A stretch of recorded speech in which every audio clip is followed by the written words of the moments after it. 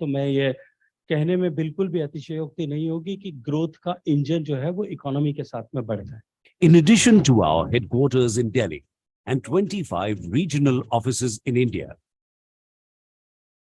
PHDCCI at the global level, the Chamber has been working with the embassies and high commissions in India and overseas to bring in the international best practices and business opportunities. With the in-house expertise, PHDCCI offers advisory services to Indian industries on most aspects of their business and have separate MSME cell, an IPR facilitation center in Delhi and regional offices providing services to MSMEs and other members. PHDCCI offers state-of-the-art conferencing facilities like auditoriums, conference rooms, boardrooms, and meeting rooms in its own offices located in Delhi, Chandigarh, Lucknow, and Jaipur.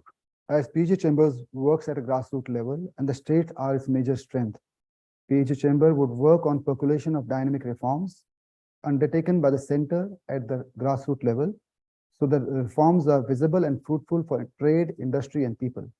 PG Chamber will continue to address factory level issues through various representations to the various departments of the government of India and state governments.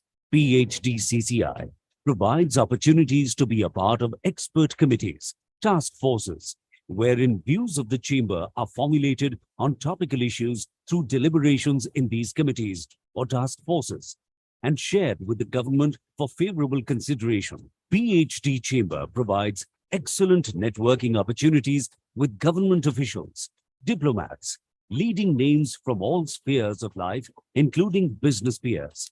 PHDCCI has a bouquet of services to energize the industry and boost business growth. Some of them are certification services, energy audit services, Center for International Arbitration and Mediation, PCIAM, and Water Audit Center. We have been contributing in 8 thrust areas, that is, industrial development, education and skill development, infrastructure development, green energy, agribusiness and food processing, indigenization in defense manufacturing, Ayush and health and digital India. PHDCCI envisages New India, Dream India. The next 25 years of Amrit Kal would provide great opportunities to build a new India. The economy will attain its potential growth rate of double digits, becoming the 3rd largest economy in world ecosystem. The manufacturing sector will be globally competitive and the manufacturing exports will shift from USD billions to USD trillions every year. The agriculture sector will be sufficient not only to serve the domestic population, but also will be significantly visible in the global agri and food exports.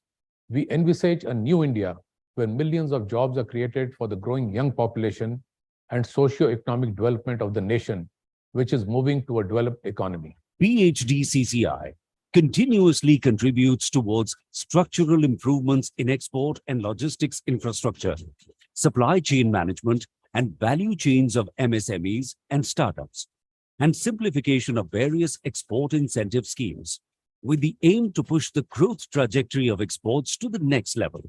Enhancing India's export competitiveness along with catalyzing diversification of export markets have been priorities for us during the ongoing Amrit Mahotsav.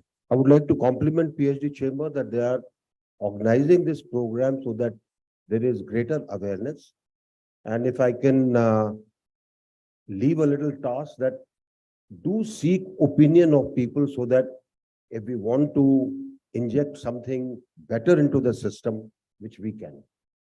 The Chamber has been a thought leader, and more than 40% of the representations sent by the Chamber have been accepted by the government. The PHDCCI has organized more than 600 national and international events and conferences in virtual, physical, as well as hybrid modes. Some of the flagship events organized by PhD Chambers includes Post-Budget Interactive Session on Implications of Union Budget 2022-23. India shall be the fastest growing economy among the large economies. I'm sure it'll also be because you have come forward. Second International Conference on Defense and Security in association with the Ministry of MSME, Government of India. Standalone session on geopolitical spillovers and Indian economy with Dr. M.D. Patra, Deputy Governor, Reserve Bank of India. It would be remiss of me to go further without mentioning that I have actually been in touch with the PhD Chamber of Commerce and Industry for almost 20 years. Figure in our survey of professional forecasters, the RBI conducts a survey of everyone who forecasts, and their work figures very prominently. Actually, they figure in what we call the fan chart. We have a fan chart around a projection which describes the balance of risks. 37th edition of Ambassadors Meet 2022 with the theme Fostering International Economic Cooperation. International Climate Summit 2022, an initiative of the Indo-Norwegian Partnership, was organized by the PhD Chamber of Commerce and Industry and Greenstat AS in Bergen, Norway, in partnership with Invest India. The India-centric summit focused especially on exploring opportunities for green hydrogen in India. The event received extensive coverage from media houses in India and Norway. PHDCCI organized Education Summit 2022 at PhD House, New Delhi. Chief guest, Dr. Jitendra Singh, Honorable Minister of State, Independent Charge, Science and Technology and Earth Sciences, Government of India. An interactive session with members of Parliament on ease of doing business in India. States Policy Conclave 2021 on the macroeconomic resilience of the states in the pandemic times, and release of PHDCCI report on the role of states in making Atmanirbhar Bharat. I once again congratulate PhD Chambers of Commerce for selecting this very appropriate theme for discussion today, and also thankful to them for inviting me here. And I must acknowledge without hesitation that PhD Chamber has been always playing a leading role in the trade, development and growth journey of India, and always ready to promptly take up the new trends that emerge, which is also evident from the fact that we are today under one roof here to discuss the subject of startups. Webinar on the stories of unsung women heroes, featuring inspiring journey of women entrepreneurs. PHDCCI organized the Transgender Leadership Conclave, a first of its kind conclave done by any Chamber of Commerce, which emphasizes on the need of diversity inclusion in the society. PHDCCI organized the first lecture of Netaji Subhash Chandra Bose Memorial Lecture Series. The chief guest was Shri G. Kishan Reddy, Honorable Union Minister of Tourism, Culture and DONER, Government of India, towards exchanging insights and deliberate on the growth of key sectors of the country. PHDCCI delegates have several call-on meetings, including Honorable Vice President of India, Shri Jagdeep Dhankar, and meetings with Honorable Raksha Mantri, Shri Rajnath Singh, Honorable Commerce and Industry Minister, Shri Piyush Goyal, and other Union Cabinet Ministers, Ministers of States, Chief Ministers, and other prominent dignitaries. PHDCCI is appreciated by everyone for their commendable endeavor in policy advocacy, upliftment of Indian industry, contribution to expansion of bilateral trade and social work. This year also presented occasions to welcome some of the prominent personalities from different fields, and PHDCCI has leveraged these occasions for widening the horizon of knowledge. PHDCCI has signed numerous MOUs with the aim to establish and develop effective links between the business communities to promote mutual trade and investment, and also facilitate interaction between the members to improve cooperation to achieve an inclusive growth for the nation. We have also been simultaneously enriching the lives of millions of fellow citizens through our CSR IMR platform. The two foundations, namely FWF and RDF, represent our deep dedication through their interventions for environment protection and well-being of marginalized population. The double shock of COVID-19 crisis and Russia-Ukraine war has led to rising risks to global economy. However, Indian economy is projected to grow at the fastest rate as compared to the other leading economies in the world. PhD Chamber of Commerce and Industry has undertaken slew of initiatives to rejuvenate economy and businesses from the daunting impact of pandemic and recent geopolitical distress between Russia and Ukraine. The PhD Chamber represented more than 300 micro and macro level of issues of trade and industry to the various departments of Government of India and state governments, of which more than 200 have been very kindly accepted by the dignitaries. Make in India brings infinite opportunities for Indian manufacturers to fulfill the domestic demand and meet international quality standards of the products. At this historical juncture of India's emergence, which are being celebrated as Azadi Ka Amrit Mahotsav, the PhD Chamber stands like a pillar of strength for the industry and in solidarity with the government to make in India for the world.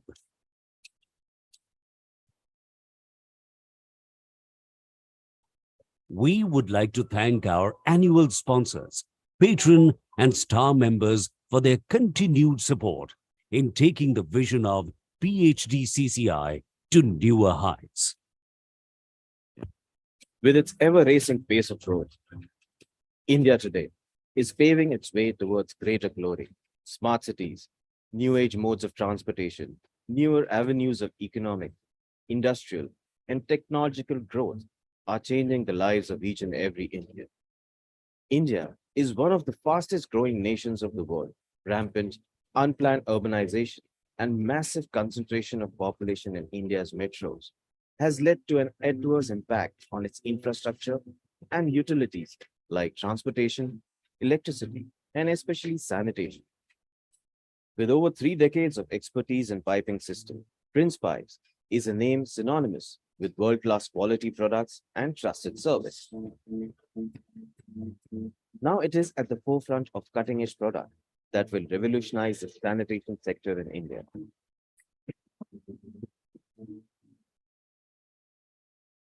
Till now, we had above-the-ground drainage systems like ultra-fit SWR systems and silent-fit SWR systems.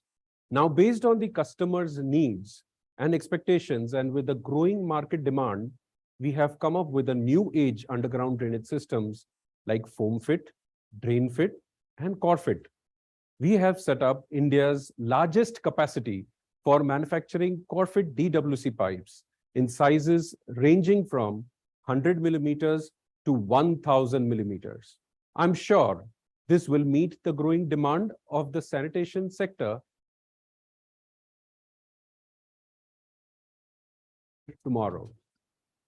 Corfit is double-walled corrugated pipe that is made from HDPE material, which is lightweight, durable, strong, and corrosion resistant. Corfit is one-stop solution to a host of problems that are plaguing our sanitation system today. Made from superior grade high-quality raw material, this new age solution is manufactured at our high-end facility using high-grade materials and cutting-edge technology from around the world.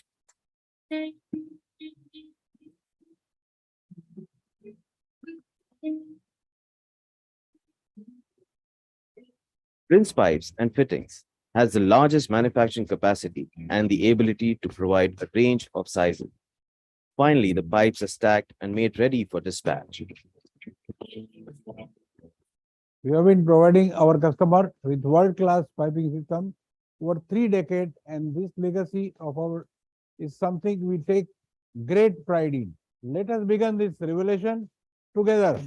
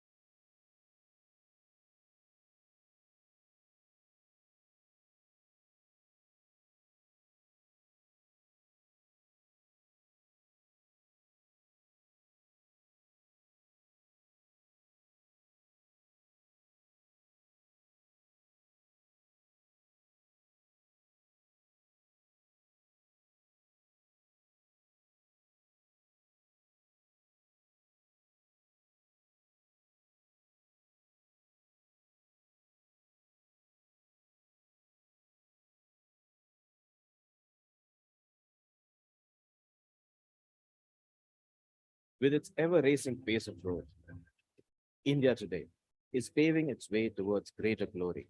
Smart cities, new age modes of transportation, newer avenues of economic, industrial, and technological growth are changing the lives of each and every Indian. India is one of the fastest growing nations of the world. Rampant, unplanned urbanization and massive concentration of population in India's metros has led to an adverse impact on its infrastructure and utilities like transportation, electricity, and especially sanitation. With over 3 decades of expertise in piping system, Prince Pipes is a name synonymous with world-class quality products and trusted service. Now it is at the forefront of cutting-edge product that will revolutionize the sanitation sector in India.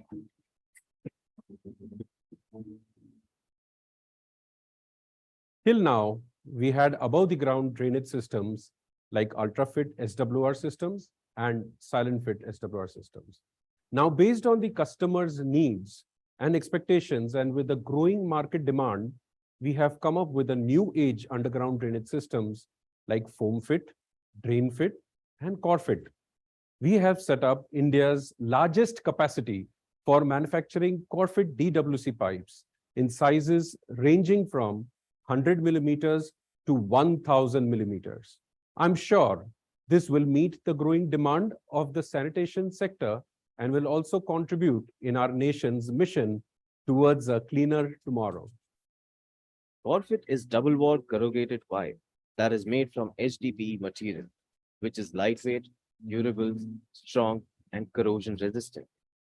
Corfit is one-stop solution to a host of problems that are plaguing our sanitation system today. Made from superior grade high-quality raw material, this new age solution is manufactured at our high-end facility using high-grade materials and cutting-edge technology from around the world.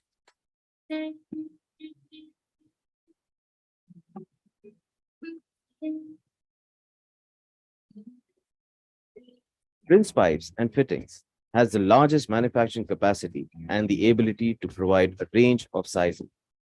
Finally, the pipes are stacked and made ready for dispatch.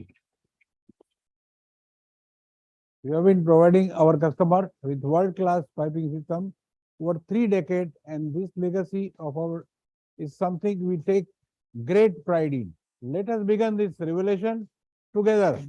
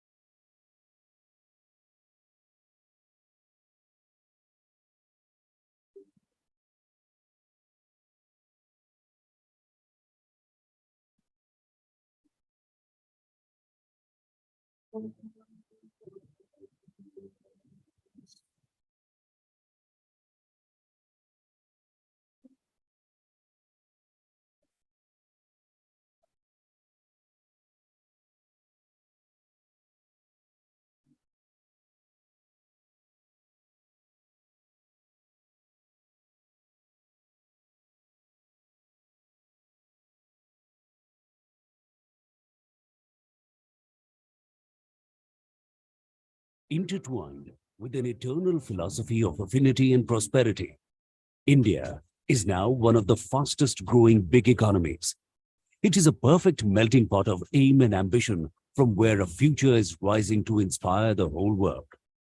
Propelled by the vision of the Honorable Prime Minister of India, standing in its 75th year of independence, India is poised to resurge its era of growth, greatness, and preeminence.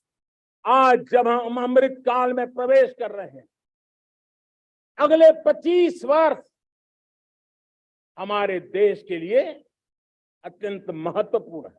A true forerunner of Indian aspirations since 1905, PHDCCI has been a proud partner of nation's growth journey so far. PHDCCI has been taking persistent steps in congruence of Atmanirbhar Bharat mantra and endeavoring unceasingly to augment partnership and investment. As India marches ahead from a developing economy to a developed one, proactive and inclusive governance coupled with resilient entrepreneurship will be the key drivers of making India the most preferred destination for business. Collaboration, cooperation, and holistic participation amongst the government, industry, and its people are the cornerstones to enable India in this journey. PHDCCI, ideally positioned as the apex middle market chamber, representative of 70% MSME entities as members, spreading over 150,000 companies across 16 states and 4 union territories, is well poised to be one of the key growth enablers in the country's accelerated economic development initiative. Our commitment is part of our legacy, keenly directing the interests of business and merchandise community of India. While working in tandem with the government and policymakers, our legacy has been a continued chronicle of meaningful contribution towards taking the nation on the path of prosperity. PHDCCI, acting as the voice of industry and trade, reaching out to more than 150,000 large, medium, and small industries, and is one of the premier chambers in India to have been accredited with Diamond Grade by NABIT QCI, playing its role of a policy advocator and extending best support to the industry stakeholders. PhD Chamber opines that the allocation of 100 trillion for Gati Shakti for building a foundation for integrated infrastructure growth will surely speed up economic recovery. This increased spending on infrastructure will have a multiplier effect to rejuvenate the aggregate demand in the economy, particularly for sectors such as cement, metal, power, and more importantly, also generate jobs. The Gati Shakti Master Plan is expected to boost infrastructure by integrating key modes of transportation, railways, highways, inland waterways, and airports, thereby reducing logistic cost. PHDCCI regularly interacts with the decision makers from central and state governments on all issues having bearing on industry, trade, and commerce, and offers an opportunity to its members to be a part of the delegation for such interactions. और क्योंकि मैं यहाँ देश के नामचीन संस्था जो लाखों उद्योगों, ट्रेड एंड इंडस्ट्रीज के प्रतिनिधि संस्था के रूप में देश में काम करते हैं, उनसे बात कर रहा हूं, तो मैं ये कहने में बिल्कुल भी अतिशयोक्ति नहीं होगी कि ग्रोथ का इंजन जो है वो इकोनॉमी के साथ में बढ़ता है. In addition to our headquarters in Delhi and 25 regional offices in India, PHDCCI at the global level, the Chamber has been working with the embassies and high commissions in India and overseas to bring business opportunities. With the in-house expertise, PHDCCI offers advisory services to Indian industries on most aspects of their business and have separate MSME cell, an IPR facilitation center in Delhi, and regional offices providing services to MSMEs and other members. PHDCCI offers state-of-the-art conferencing facilities like auditoriums, conference rooms, boardrooms, and meeting rooms in its own offices located in Delhi, Chandigarh, Lucknow, and Jaipur. As PG Chambers works at a grassroots level and the states are its major strength, PG Chamber would work on percolation of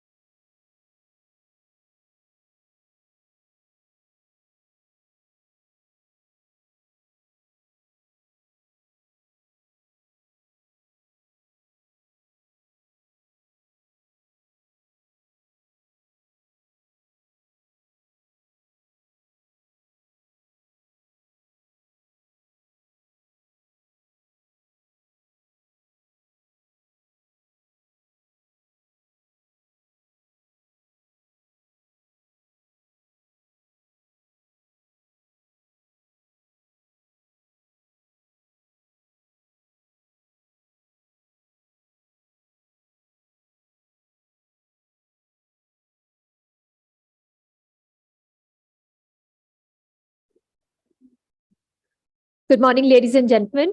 Thank you all for joining us.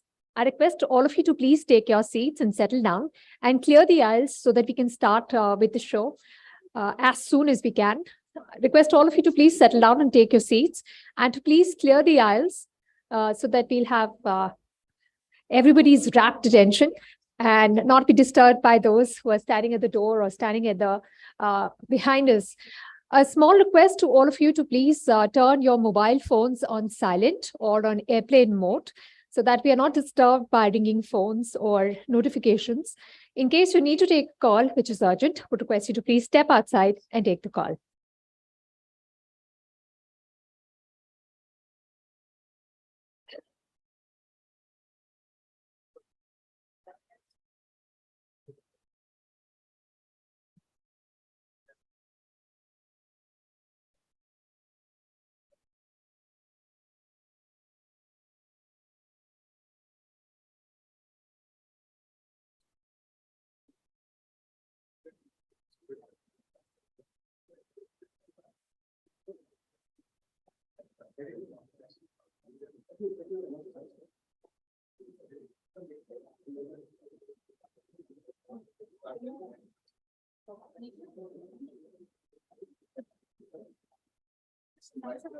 Sure, sir. I'll start. Good morning. Welcome to PHDCCI's Real Estate Summit 2023, Policies, Funding and Investment Framework, Realizing the Potential of Real Estate. I'm Manisha Nair-Dhawan, your host for the day. The size of India's real estate sector is estimated to be about $200 billion as on 2021. The sector is expected to grow at a CAGR of about 7% over the next decade, driven by factors such as urbanization, rising disposable income, and a number of government schemes like affordable housing. The sector is a big employment generator, but its growth in recent times has been stymied by a number of issues like liquidity constraints, delayed approvals, cost overruns, and softening in the demand for real estate properties. At the PHDCCI Real Estate Summit 2023, we will have the stalwarts of the real estate industry all gather under one roof to discuss how policies can be fine-tuned to bring in greater transparency, consumer protection, and responsible oversight. We'll also discuss how the real estate industry can tap capital and investment framework that will make returns predictable, sustainable, and stable to become a win-win for all stakeholders, be it consumers, real estate developers, or investors. We would like to thank our sponsors for their undying support to make this event a huge success. At the very start, I request all of you to please stand up for the national anthem.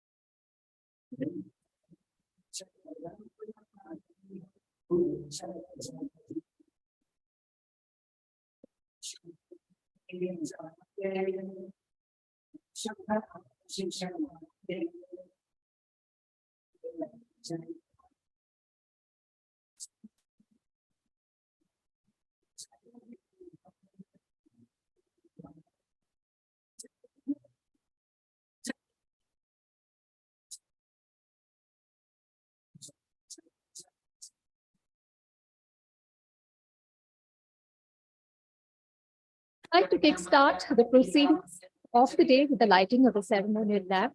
For an auspicious start to the event, I would request our esteemed dignitaries on stage to please come forward and light the ceremonial lamp.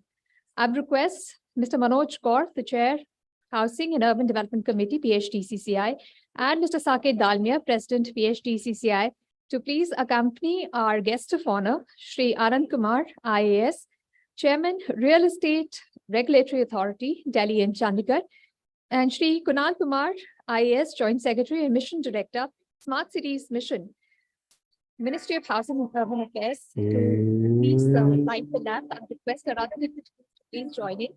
Mr. Rajiv Talwar, former President, PHDCCI and Advisor, DLF India. Mr. Nipun Sani, Partner, Polo, Global Management, and Chair IBCA Real Estate Council, Mr. Vishesh Chandio, CEO Grant Thornton, and Ms. Shabnam Singhal, Co-Chair Housing and Urban Development Committee, to please light the lamp.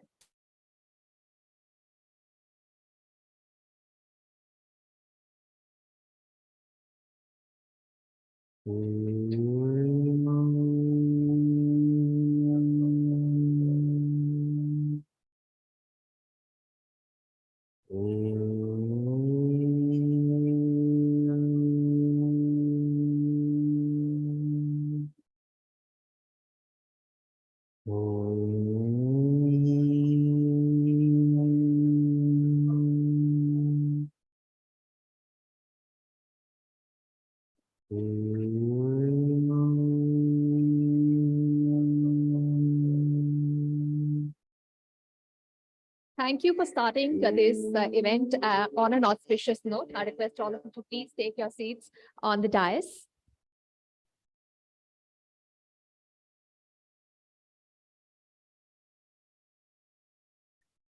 I would request PHDCCI President, Mrs. Saket Dalmia, to please present mementos to our esteemed dignitaries.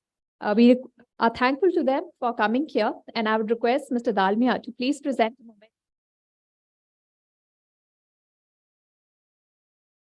Smart Cities Mission, Ministry of Housing and Urban Affairs.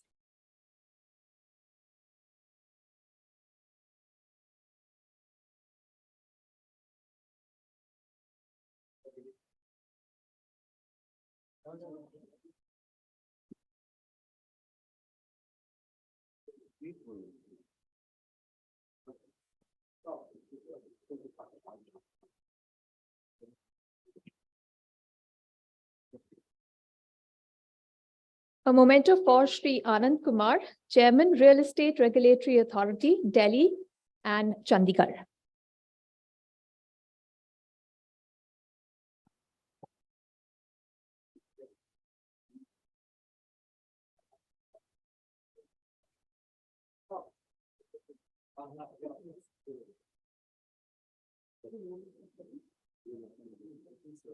I would now like to request Mr. Manoj Kaur, Chair, Housing and Urban Development Committee, PHDCCI, to please address the gathering and give his welcome remarks. Please put your hands together for Mr. Manoj Kaur.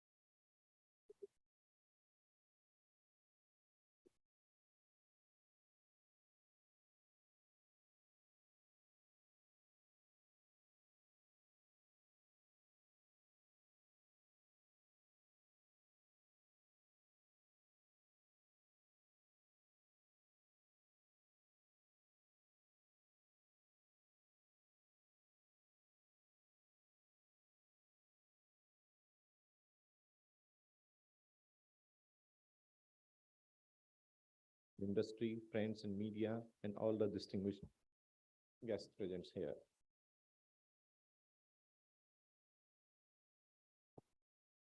As the chairman of Housing Committee of PHDI and the advocate for the growth of development of the real estate sector, it is my pleasure to welcome you all in this conference on policy, funding, and investment framework for the realizing the potential of real estate.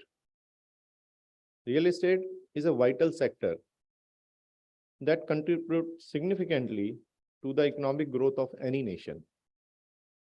It's not only provide shelter to millions of people, but also create job opportunity, attract foreign investment, and enhance the overall infrastructure of the country. The theme of this conference highlights the need of policy and an investment framework that can enable the real estate sector potential. It is essential to create an environment that encourages investment in this sector, which is turned to benefit the economy and the society as a whole. I am confident that the discussions and the deliberations in this conference will help us identify the challenges and opportunities in the real estate sector and provide a roadmap to way forward. I urge all of you to actively participate in the sessions and share your valuable insight and experiences. Once again, I welcome you all to this conference and wish you a very productive and insightful experience. Thank you.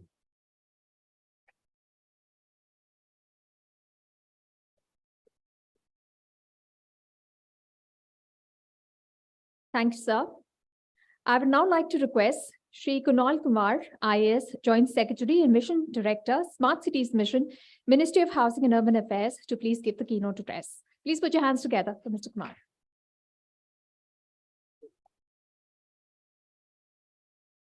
A very good morning to everyone. Friends on the dais and present in the gathering in this hall today. First of all, I would like to thank the organizers, PHDCCI, for organizing an event on a topic which is very relevant, very contextual, and very important, not only for today, but I am honored to be a part of this gathering today, and thank you for inviting me. I'll be very brief. In the beginning, it's important to keep the energy up and not bore people with long speeches, and I'll avoid doing that. I have been working in the urban sector for a long time. In fact, one of the things that I take pride in is that I've been a municipal commissioner for about 8.5 years, worked in 3 municipal corporations, Nagpur, Kolhapur. I was municipal commissioner in Pune for 4 years before I came to Government of India and started working on the Smart Cities program. So I've seen the sector very closely and I've dirtied my hands in the sector. I've worked with a lot of stakeholders. I have very fond memories of my work in the cities. And where we stand today is a very important juncture in the context of the country. If you look at how the world has evolved from 3% population living in cities in the world in the year 1800 to more than 50% population living today in cities over the last 200 years, the complete transformation of how human habitations have shaped. India and China, if you go by the numbers, there is difficulty in comparing because it's not an apple-to-apple comparison. Nevertheless, we were both 26% urban in 1990. Today, China claims to be 58% urban. We are still 35% urban. Population-wise, we are the second most urban country in the world, with more than 460 million people living in urban areas. China, of course, has about 1 billion, close to 1 billion people living in urban areas now. And therefore, and of course, no other country has more than in China and India living in cities. Over the next 25 years, which is a year we look forward to, 2047, when we complete 100 years as an independent country, we would maybe by some probability have 1 billion people living in urban areas. So from around 460 million today to around 1,000 million, which is more than doubling the population in the next 25 years, is what we are looking forward to. I was just sitting with some friends from Germany last week in my office, some colleagues who work with us from ministry in Germany, and they were saying that 90% of the buildings that are going to be seen in Germany in 2050 are already existent. So what is going to be incrementally added is 10%. And if you look at what is going to be the situation in India, similarly, 30% of what we may have in 2050 exists today. 70% of what we will see in 2050 is yet to be built. And these figures sometimes sound daunting to us because we tend to underestimate 25-year timeframes. I mean, think of it, 25 years back, hardly anyone had a mobile phone. There was no company called Apple on the radar of many people. And today it's the most, so 25 years is a huge amount of time. And some of us, of course, may see it in our lifetimes that 2047 India, from whatever projections we have in the government today, it seems we will be a $32 trillion economy at 2047. If you look at today's news If you look at yesterday's news, when we became the most populous country in the world, the same news goes ahead and extrapolates our population to stabilize at 1.66 billion and then start to taper down. We have seen populations taper down already in large parts of the world. Europe is tapering down already. From a population of 75 crore today, it's supposed to be 66 crores in 2050. So it will be 9 crores down. We will start to taper off at 1.66 is what it claims. But technically by 2047, we should be a 1.6 billion country with $32 trillion. We should be a 20,000 per capita, $20,000 per capita country from now 2,300. So we are expected to see a 10 times rise in per capita income over the next 25 years. So with this context, it's very important for us to understand the humongous challenge that lies before us in managing this kind of urbanization, in managing this kind of demand, in managing this kind of rise in citizen voice because of the newfound development and the fast pace of development and urbanization that's going to hit us over the future. This makes it no more a choice to undertake smart development. It is but the need. Otherwise, our country and our cities essentially, and therefore our country will become very difficult to handle. If we want to have good quality of life, if we want to have a better economy, if we want to have sustainable outcomes and long-term outcomes with intergenerational equity, we will have to make smart choices in the future, which is where I think this context, this conference is very important. We should now, through a chamber like PHDCCI, we should start thinking of how do we shape the real estate industry over the next 25 years. If the country, if all its ministries, if all its programs, if its states and cities are to meet the challenges that lie ahead in the next 25 years, all of us should be planning for those 25 years. And the kind of decisions we would have to take, the kind of focus we would have to have on inclusive, sustainable, and rapid development, and what it entails to us, both in the fields of technology, otherwise, and in the field of policy, in the field of infrastructure, and so on. So I would not delve too much into the details. I just wanted to put the context here. We have struggled to see, in the past, people taking up, talking about sustainability and talking about smart choices is good, but ultimately, when the rubber hits the road, people do tend to do what they think is the quickest and the fastest, quickest and the cheapest way to attain a goal. And clearly, policy design and the way we design incentives has to change for sustainable choices to emerge as winners. So how do we, as governments, we look forward to what comes out from this conference as inputs to government as to how do we shape incentives in society, how do we shape policies so that sustainable choices, smart real estate which actually contributes to development but doesn't negate or doesn't cause damage to the nature and natural resources of our country. How do we attain that kind of goal? Because if we see the carbon emissions, again, if you look at the world, average carbon emission per capita is 6 tons CO2 equivalent per person. China is 9, Europe is around 11, I think US is around 14, India is 2. So we are 1/3 of the world average as far as GHG emissions goes. But on the aggregate, we are 3rd behind China in the US. And if we want to see 500 million people come into our cities and our development going tenfold per capita income, and then if we go the US way and we go the EU way and we start producing as much GHG emissions as they do, then the world will have it and we will have no future for humanity. And therefore, our choices have to be more sustainable, probably the way France or Singapore has developed its real estate, its infrastructure, and not as the way a lot of countries other than France and some other countries in the EU, and then of course the US has done. So I hope this conference compels us, motivates us to make smart choices, to make choices which are in sync with the development goals that our country aspires to achieve by 2047, and is also and also helps government, civil society, the private sector shape its its views, its policies, its incentives by the inputs that will come out of this conference at the end of the day. Thank you so much for inviting me. I wish you all the best. I'm just a bit constrained with some other meetings, so I'll have to leave, but I was very happy to be here and see the energy in this hall. Thank you all and wish you all the best. Thank you so much, Mr. Kumar, for taking the time. We request you before you go to please release the PHDCCI Grant Thornton Knowledge Report.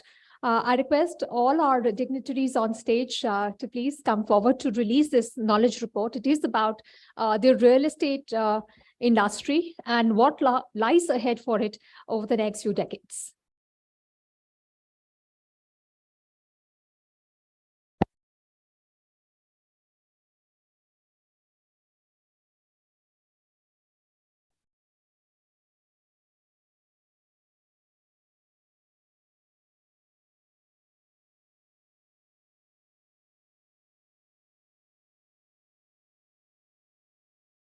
Thank you. I would now like to request Mr. Vishesh Chandiok, CEO, Grant Thornton, to please address the audience and give the theme remarks.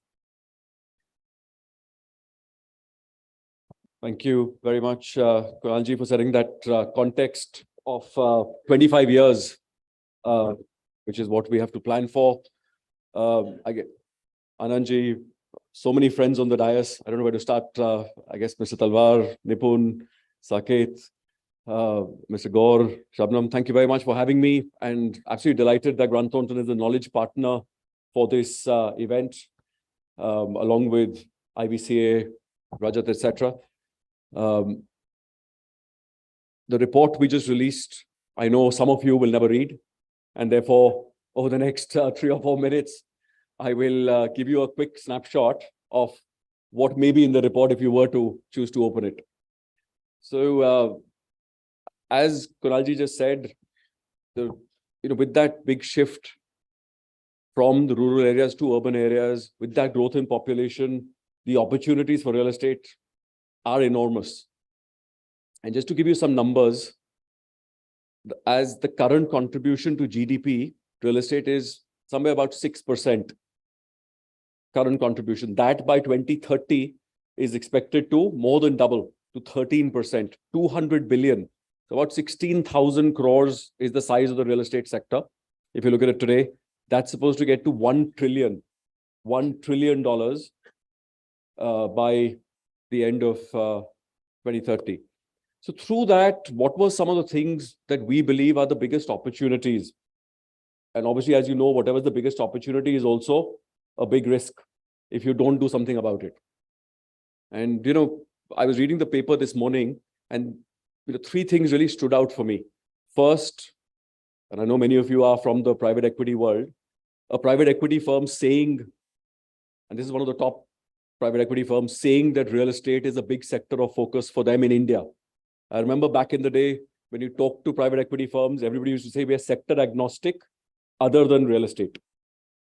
Today's paper, for the first time, one of the big private equity firms, I'm not sure if I can name them or not, but it's in the paper, KKR, said Indian commercial real estate, along with South Korean, is the most attractive. That says something to you, right? Despite the rising interest rates, they feel Indian commercial real estate is attractive, and real estate they see along with consumer and tech and healthcare, I think, to be the top sectors in India.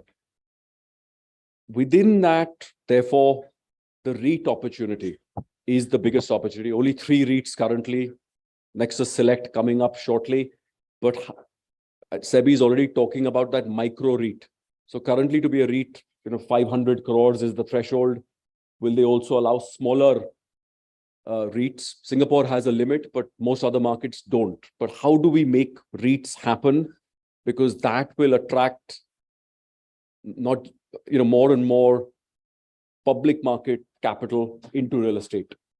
And that's critical. And if I give you some numbers, in the US, of course, they started REITs in 1960. India only started in 2014. In the last 9 years, there are only 3 and the 4th coming up, right? In the US, started many years ago, there are more than 200 REITs. But even if you look at, Singapore's got 44 REITs, right? Compared to here. The market cap of REITs, just guess in the US what the market cap of REITs is. Just REITs is more than 1 trillion. Yeah. 1.2 trillion is the market cap of REITs in the US. That's the sort of money, and that's what's possible. In India, it's 24 billion. I think, so that's the first one. How do we, make REITs happen and attract capital of people? You've seen how many demat accounts open up during the pandemic. So now ordinary retail investors are keeping Indian markets up. But if that money starts flowing into the sector, you can imagine what the potential is. The second big one, I'd say, is governance and reputation. And again, when I looked at the paper today, and this is just perception, it may or may not be reality, it talked about a big Noida-based developers' offices being sealed because of non-payment of dues. If you want to play over that 25-year journey, focusing on governance and reputation will be critical. And each one of you add to the reputation of the sector. So just because one developer's office gets sealed, it affects the reputation of everybody else. And I think that's what you all have to plan for. And having done the forensic on ILFS, DHFL, Unitech, so many others as Grant Thornton Bharat, I can tell you the one big thing you all have to think about is related party transactions. So any transactions between the owners and themselves, where they have an interest, is what you have to be very, very careful of, minimize and try and eliminate as far as possible. Build independent directors on your board. I can tell you several of my colleagues in the audience, Neeraj Sharma, who leads real estate for us, is soon leaving us and becoming an entrepreneur, in-skilling himself. People like him, add him to your board. He's got enormous experience in real estate. But there's so many others, out there, but focus on governance. The third thing that stood out in the paper, and Debjani Ghosh talked about, artificial intelligence, is technology, right? Is technology. We are at the forefront of that, but as a sector, can you use technology to differentiate your customer experience, your operations, and whatever you do? And we are working with several developers on, creating super apps in, looking at digitizing their operations. So please, keep those three things in mind. I can tell you, I learned from probably the father of Indian real estate, someone who lived 2 doors away from here. He told me my business is the same as banking. When people give me their money, they believe that their money is secure. They can come and get that money back. It will never go down. So remember, the business of real estate is all about that trust. With that, I will encourage you to pick up the report and hopefully open it and read if you want more details, but not take more of your time. I really hope that many of you will contribute to that journey from 200 billion to 1 trillion from now to 2030, and continue to focus on those three things that I talked about. How can we attract more capital into the industry? Remember governance, and also how can you all leverage technology to accelerate your journey? Thank you very much for being here this morning. Thank you for giving me the opportunity.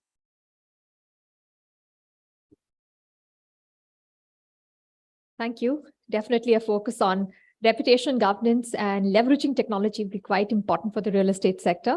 I would now like to request Mr. Nipun Sani, partner, Apollo Capital Management and Chair, IVCA Real Estate Council, to please address the audience and give the industry remarks. Please put your hands together for Mr. Nipun Sani.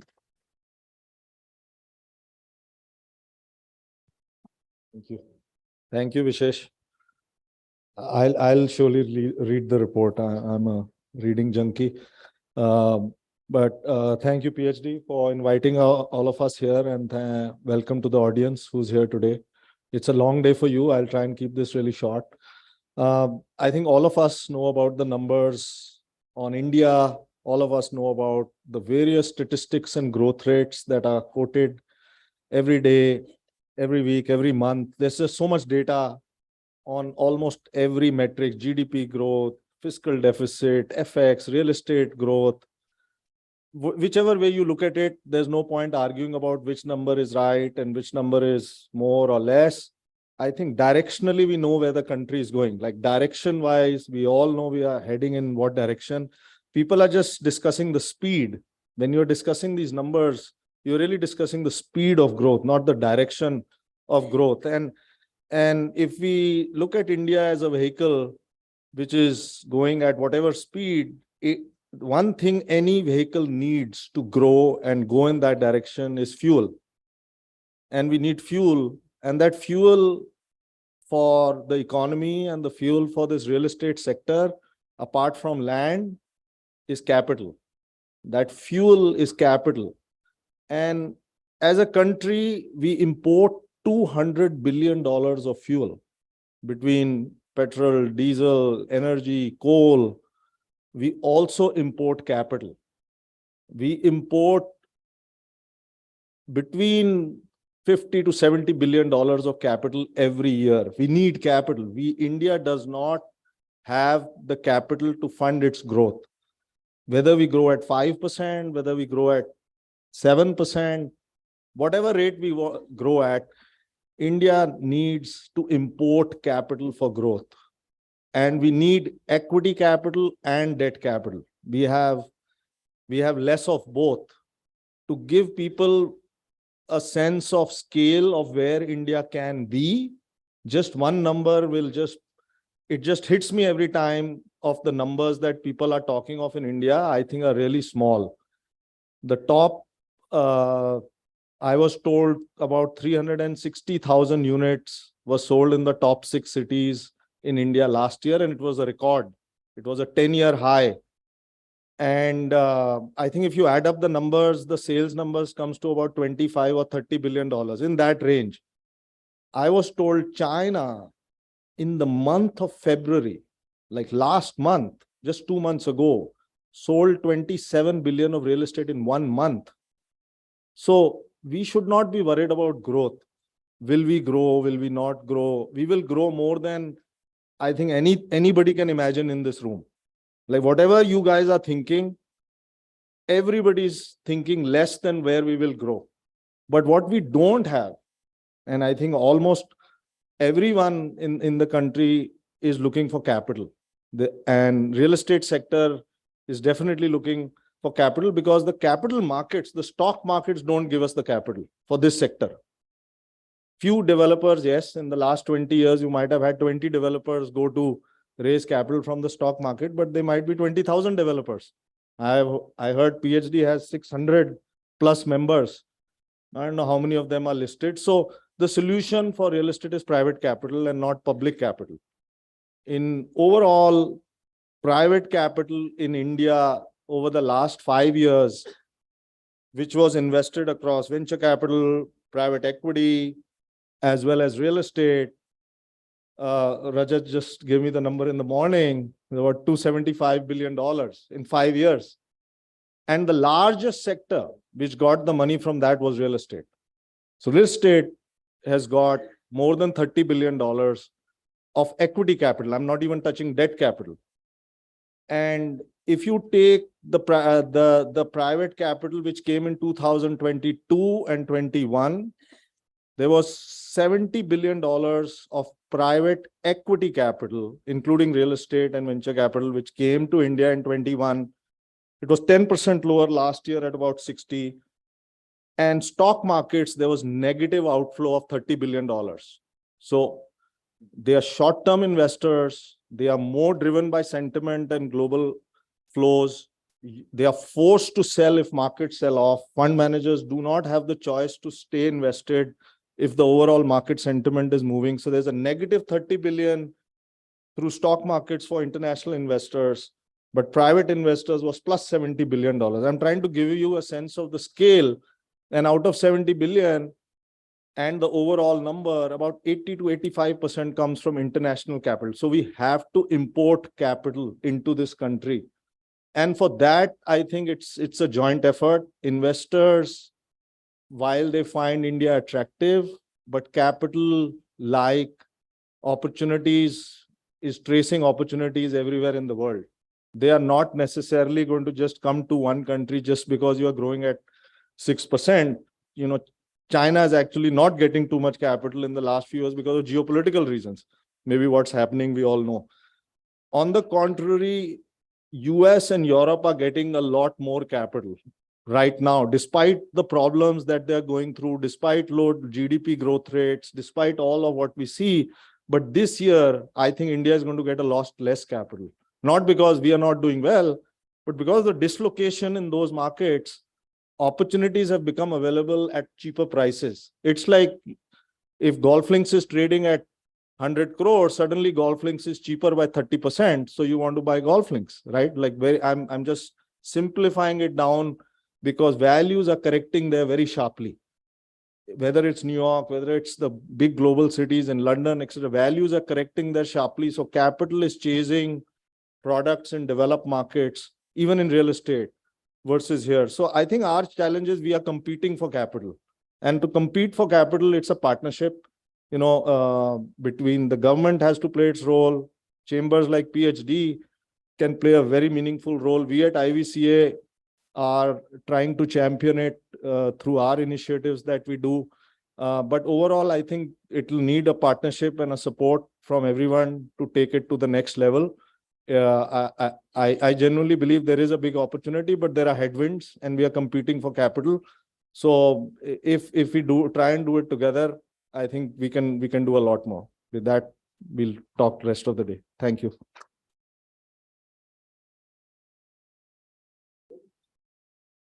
Thank you, Mr. Sani. I'm sure when there's trust, capital will flow. I would now like to request Mr. Rajiv Talwar, former President, PHDCCI, and advisor, DLF India. All right. Mr. Talwar would like to speak a little later. So I'd request our guest of honor, Mr. Anand Kumar, IAS retired chairman, Real Estate Regulatory Authority, Delhi and Chandigarh, to please address the audience. Thank you. Thank you very much. I'm sorry I had to exchange the slot because I'll have to attend the court, which is due, and many people will be waiting there and we don't want to disappoint them. Though I can adjourn it, but it's not fair to people who come all the way for their cases. Good morning, everyone. My very dear friend, Mr. Manoj Gaur, Chair, Housing and Urban Development Committee, PHDCCI. Our friendship goes back to the earlier century. And you know how old friends we have been. And my very senior colleague, Mr. Rajiv Talwar, and his guidance has been inspiration to me during my career. And we started working together in the early 90s. Mr. Saket Dalmia, Honorable President for PHDCCI, Mr. Vishesh Chandiok, CEO of Grant Thornton, Mr. Nipun Sahani, partner at Apollo Global Management, and not to miss Shabnam Singhal, and she has been the bright spark in PHDCCI and organizing this whole event. Leaders from the real estate sector, friends from media, ladies and gentlemen, I would not say go more on the statistics. We all know about the statistics. Yes, in 2021, our real market size was around 200 billion. In 2030, we would be around $1 trillion. And by 2040, maybe around 960 billion. So, you know how we are going to grow. There's no doubt about it. And now, since we are going to overtake China in population, housing is going to be a major concern as we reach 2047. And we are here to solve this problem of housing, in it to find solution together.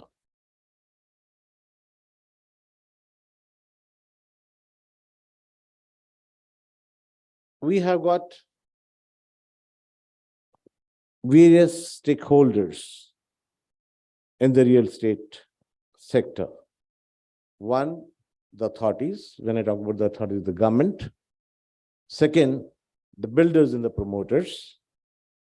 Third, the real estate agents. And fourth, the most important are the allottees or the consumers. Who can assure acceleration of development of real estate sector? Not any individual stakeholder, but all of us together. Whether the government agency or whether it's, when I'm saying government, I include the adjudicators like us, the builders, the real estate agents, which are the facilitators, and the allottees and consumers. And if we all put our thoughts together, and if we all put our ideas together, I'm sure we will be growing at a faster pace than what we are doing it today. I would like specifically from the Real Estate Regulation and Development Act 2016 point of view, because what I'm dealing now today, because when you have got certain concerns, you must bring those concerns to the fore so that we can address those concerns. Most of the builders are scared of RERA, RERD Act. It's RERD Act, but in the common parlance, we say the RERA Act. RERA is basically the authority, but Act is the Real Estate Regulation and Development Act. So most of the promoters, builders, they say, oh my God, one more compliance regulation, and we all have to do this. Till yesterday, we were not supposed to register, but now we have to register it. How can we avoid it? How can we cut corners? Real estate agents, no, why should I go there? Why should I register? I'm good enough. I'm sitting at my house. I'm doing 10 deals. Why RERA? Allottees. अरे 10 रुपए का चीज 5 रुपए में मिलता था ना, अब ये नया आ गया, अब ये कहते हैं 10 का 10 में लो, कागज दिखाओ, ये दिखाओ, एग्रीमेंट पढ़ो, एग्रीमेंट पढ़ना नहीं आता, उसको भी प्रॉब्लम है. But then this RERA Act is not only for regulation, it is for enhancing the transparency. It is for actually the development of the real estate sector. Otherwise, it should have been Real Estate Regulation Act. No, it is not Real Estate Regulation Act, it is the Regulation and Development Act. So what most of us forget is that most important point of view here is the development. And RERA is one authority which is not here to implement the regulations, but we are here to facilitate, advise the government that how we can enhance acceleration of real estate sector, what steps can be taken, and how can we do that? We have to have constant dialogue with the stakeholders like this.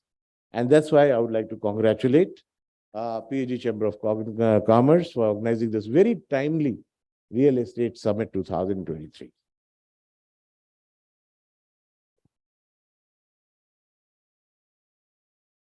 We have certain bad experiences, but that is the legacy of the past. And past, we learn, but we can't get stuck in the past. We have to move on. We have to find solutions. We have to get out of it, and we have to move on. And we have to move on with the experiences and with a positive attitude. So the legacy of past, the pre-2017, should be forgotten. We should find solutions. We should see whatever we can do to solve those problems. But now we should implement our projects all together to ensure that they are all successful. And in case we have any problems, we must try to address them upfront. As the RERA is concerned, I am requesting particularly the promoters and the builders and all friends of the real sector, if you find any problem that in the regulations, come to us. We will have a dialogue. If you think there is no clarity in the regulations, Again, bring it to us. We will bring the clarity. Rather than you groping in the dark and taking certain steps, which might be considered otherwise the regulations, like assured returns. Nothing has been defined. But we need to define it. QPRs. You have to submit QPRs. But how you have to submit QPRs? I have to tell you, if you have difficulty, please let us know about it. And as I say quite often that all my promoter friends and the builder friends and the real estate agents and also the allottees, please invest 100 rupees. Please invest 100 rupees in buying this book, Real Estate Regulation and Development Act. It takes 100 rupees plus an hour to read it. Once you read it, you will have clarity in your mind that what is to be done and how your projects have to be implemented. It helps you a great deal. But what happens is when we are the owners and when the promoters, we leave it to the managers. And managers quite often do not go through this book. वो किसी से सुनता है और किसी से सुन के उसके ऊपर काम करता है. And we lose the essence of the word. So please do this, because before passing every judgment, I read this act again and again, because every word has got a different meaning. So my request is that please do this. We lack awareness. Nobody knows what RERA Act is about. Even today, if I ask what is Section 12 or Section 14 or 18 or 19, nobody knows about it. What is 59? Nobody knows about 61. Leave aside. We have to create awareness. Which all projects need to be registered? Now, there is a question, and this is a debatable question, but I'm putting it before you, whether the projects which have been taken on lease, in Delhi, the projects are being constructed where the land has been taken on lease, whether they need to be registered or not. He says, I'm not selling, so I need not register your project with the RERA authority. Correct? And that stand has been taken by the builders. But if you read the definition of a allottee is to whom you sell or lease, except when you give it on rent. And if you read both the things together, then all the projects which are on lease or which you are going to give to lease should be registered with the authority. But you are right. What you have read in the Act is correct. And you say that I am not. I need not register with the authority. Unless I tell you that, yes, no, there is a other way around and you need to register. I can't hold you liable for not registering your projects if you are giving your units, apartments, flats, etc. on lease. So we have to create awareness what needs to be done by the promoter, what needs to be done by the real estate agent, what needs to be done by the allottee, what are their responsibilities, etc. And for that purpose, I would request chambers of commerce like CII, where our president from Unity Group had also organized a seminar, Mr. Harsh Bansal, and it was a very successful seminar where we talked to the builders and talked to the real estate agents and told them what needs to be done. So I would request PhD Chamber of Commerce also to organize such dialogues at regular intervals and help us create awareness. We have recently entered into a memorandum of understanding with NAREDCO for running training programs, for creating awareness about the Act and also about various other aspects of the real estate sector. So these courses, short-term courses, which will be a week course or 15 days course, which will decide, would be for the promoters, builders, or their administrators or managers, also for the real estate agents, and also for the allottees and other stakeholders. That what is supposed to. So anybody who wants to know about various dimensions of the real estate sector can come to NAREDCO and RERA Delhi, this joint collaboration, and this is not a money-making effort, believe me. This will be very reasonably priced, and people can come and attend this course, and they can enrich themselves about it. So we have entered into an MOU, and I think on the 26th of April, NAREDCO is launching real estate, the National Institute of Real Estate Development. And RERA Delhi would be a partner in that for skill development and awareness. So this is happening on the 26th. One important suggestion has been made regarding the technology. Adoption of technology is very important. We have to reduce the cost. I was talking to my friend, Mr. Manoj Gaur, and his focus is on bringing technology to create a fast-paced project implementing schedule and also reduce the cost of the flats, units, etc. Unless we make our flat units affordable, we cannot succeed. We cannot have the dream of housing for all. We cannot cater to our population, which is now increasing, and which is now becoming a #1 population in the world. So please, I think we should adopt new technologies. And how we can bring in new technologies? Again, if something has to be done by the government agencies, my dear friend, Dr. Tara is here. You can always talk to her and the Ministry of Urban Housing and Development, and then you can facilitate that. So there is, and my last few points is that one, in Delhi,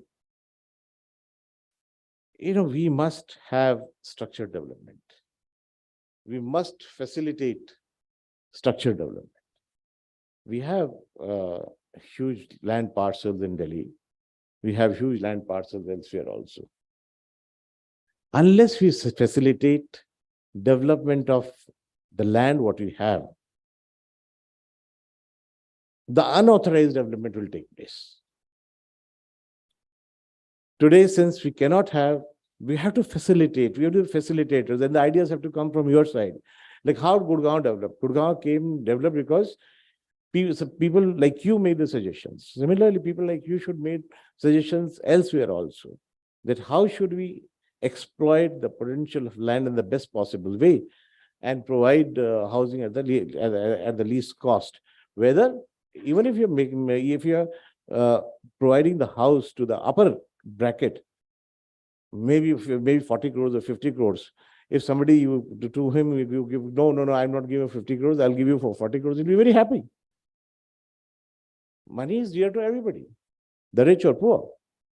So, but let's try to bring the cost there. So what we have, let's facilitate development of the land in a structure, and let's facilitate, bring your ideas, speak to us, speak to Ministry of Housing and Urban Affairs, that how we can exploit the potential in the best way. And stop, because today, if on agricultural land, somebody constructed an authorized construction, he makes ek male ka, do male ka building. The exploitation of land is half-heartedly. Whereas if you do a structured development, aap usi mein 30 building banayenge, 30 male ka banayenge.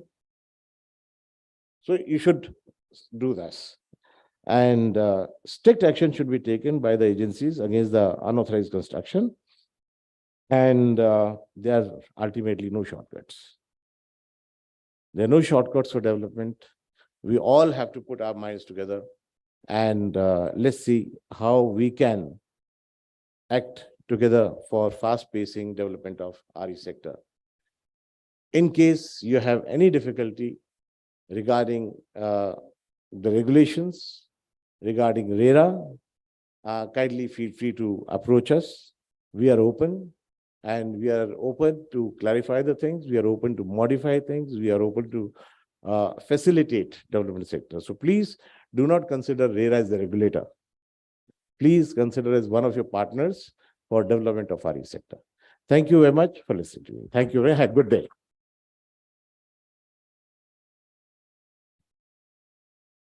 Thank you so much, sir. RERA is something that has given a lot of support and confidence to end consumers also. And let's hope the developers will work hand in hand with the regulators in the years ahead. I would now like to request Mr. Rajiv Talwar, former President, PHDCCI, and advisor, DLF India, to please address the audience. Please put your hands together for Mr. Rajiv Talwar. Okay, yeah, but the step, yeah. Ladies and gentlemen, I'll just make it into bullet points because there is so much to do, so much work to do in this sector. So let me first, of course, say thanks to Kunal, who was there, Mr. Anand Kumar, who was there, and Ms. Thara is coming over here. She's the additional secretary in the Ministry of Urban Development. I must thank the Presidium, the Secretariat of PHDCCI, the Presidium of PHDCCI, and the committee which has organized this, the chair and the co-chair, because I think they've done such a fantastic job that we've never had such a distinguished gathering of people from the world of finance, from the world of real estate, at one single forum, which they've been able to do it today. We hope that this will be repeated very often, and we would now get more and more people coming in. There have been people like Nipun, there's Vishesh, who's now leading Grant Thornton in India. We have some of the best developers, some of the best institutions. So it's a great gathering here. And we must spend the day fully, usefully, that how do we take it forward? Because the truth is what people are saying. By 2030, forget 2030, forget 2040, forget, I mean, let's think of 2047, 100 years of independence. India's got to be somewhere between 45 to 50 trillion. We've given 45 trillion to one country. That is what the estimate is around the world, 45 trillion to the UK. We're forgetting about Dutch, we're forgetting about the French, we're forgetting about the Portuguese. There is so much wealth to be created in India. You just need a common vision. We have the best cars being produced, but like Nipun was saying, you're putting in various authorities. We are having various parts of different vehicles coming in there.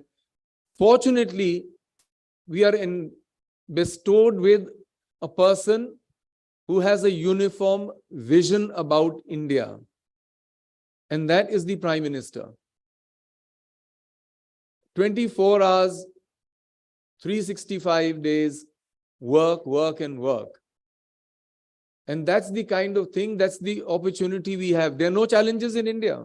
The challenge is to break your own fears, break your own molds, because there is such an opportunity in India. We are today truly sitting at Amrit Kal, because what could have been done in the last 75 years has to be achieved in the next 25. From 250, 12 times, we came to 3 trillion plus.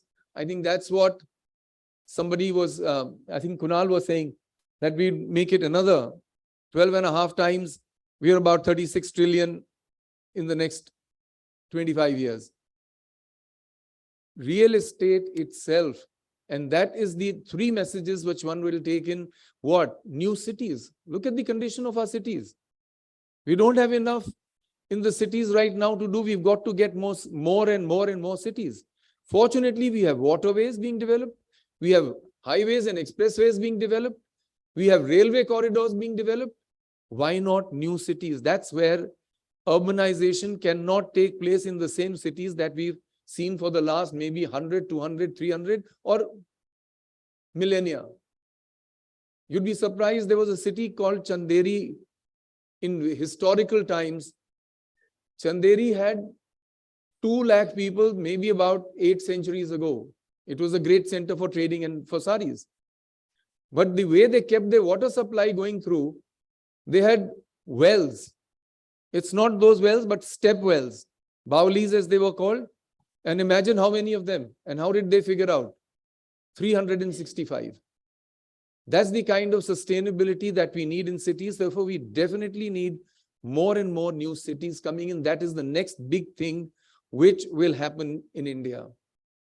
We were talking about the population. 1 billion in cities in China. That's what Vishesh said, 1 billion. We are estimating 87 crore people, 870 million people staying in cities by 2047. That's the next big thing, is new cities to make. You cannot now overcrowd the existing cities. You've seen what is happening in Bombay, Kolkata, Bangalore, Delhi. The less said, the better. We need more cities. Opportunity after that. 50% of any city in India today is either living in slums or unauthorized colonies. Unauthorized colonies are just as bad as slums. 25 square yard plots going 4 floors without water, electricity, or even drainage and sewage. So therefore, what is another opportunity for India in the next 25 years? If you go by 870 million divided by half, let's take 400 million people who will have to live in slums. We cannot give that kind of a life to our children. We cannot afford stealing electricity, water, no gas, no optical fiber cable network. How will digitization, which has been such a big step in the last 2-3 years, how will it go forward? Therefore, what we need to make is something like, even if you divide by 5, for 400 million, you need to make 80 million, 8 crore small real tenements, multi-storied, and that is just 300 square feet carpet area. 1 BHK, as it's called in Bombay, 1 bedroom, 1 kitchen, 1 hall, a separate toilet and a bath. That itself should be $1 trillion enterprise. Cities, you can multiply. It is said in 2011, a McKinsey report said, we need a new Chicago every year. Make the number of cities, and that should be your trillions of dollars flowing into development, because real estate gets all the manufacturing industries, whether it is ceramics, whether it is cement, whether it's concrete, whether it is elevation systems, whatever, name it, and labor. The biggest thing is labor. From the most unskilled to the semi-skilled to the highly skilled is what real estate will get you. That's the kind of thing. We want everyone to go rich, but not take shortcuts. I think that's what RERA is all about. No shortcuts. People should not lose their money. But right from slums to the best of homes, we have to provide not only financial security, physical security, but more than that, emotional security. The lady of the house should be able to say that she's living in a safe, sustainable environment. The children should be growing up with an optical fiber cable network available to them, not only for meeting your day-to-day course, but also your studies. And yet there must be enough greenery, and there must be enough healthcare facilities, there must be enough educational facilities to provide them a wholesome upbringing. All of us have been beneficiaries of living in some cities or some areas where we had plenty of opportunity to go out and play. That must not be, we must not deprive our future generations of that. There is so much more to do, that this is one sector which can probably lead the country like China did into turning tens of trillions of dollars worth of an economy. When Nipun spoke of fuel in this industry being money, I think very sensibly we have one of the best gentlemen. I can vouch for it. He was my teacher in college. Outstanding debater, outstanding diplomat, he and his wife. And by the way, she was higher in seniority than her husband. And an outstanding minister now. He's not only the Minister for Urban Housing and Urban Affairs, Mr. Sardar Hardeep Singh Puri, but he's also the Petroleum Minister. So I guess we need fuel of all kinds coming in together and money coming in. We have a fantastic finance minister. In these days of pandemic, to have made India into a sweet spot is no small, mean achievement. So we have a great team working at this time. I think we must take the advantage and see to it that, yes, people like Mr. Manoj Gaur flower in this country. The entire Noida, Greater Noida belt is full of problems. And yet you have a gentleman who's standing out over there too. Not a single problem, multiplying day and night, 24 hours a day. We have a great young team here. I must tell you, I've been a former president of the PHDCCI, but this team has done a great job. They're younger and younger, and including gender parity, we have a lady sitting from our side and we have a lady sitting from the government over there, that yes, they're the ones who are leading it. And we must now get together to see, why should we not dream big? If this 25 years, we don't dream big and achieve big, believe me, at the end of my 40 years of service, when we joined service in 1970s, we all thought that we will make the country into what we see before us in China. So these next 25 years, we must deliver that country. And it will be a world leader. You know that whether it's Atmanirbharta, whether it's in defense, whether it's in digital, whether it's in new areas like green hydrogen, there are so many opportunities, but no opportunity will be bigger than the one in real estate and housing, because we have to provide a pakka house to everyone in this country. And let's try and work that. We will be the gainers, people will be the gainers, the country and the world will be gainers of the success of India. Thank you very much.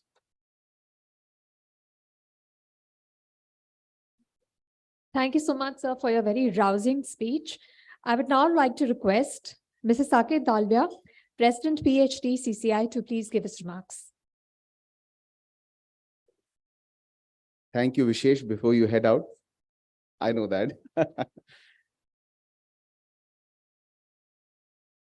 I think we're going to hit noon time and everybody has understood the tone of the day already.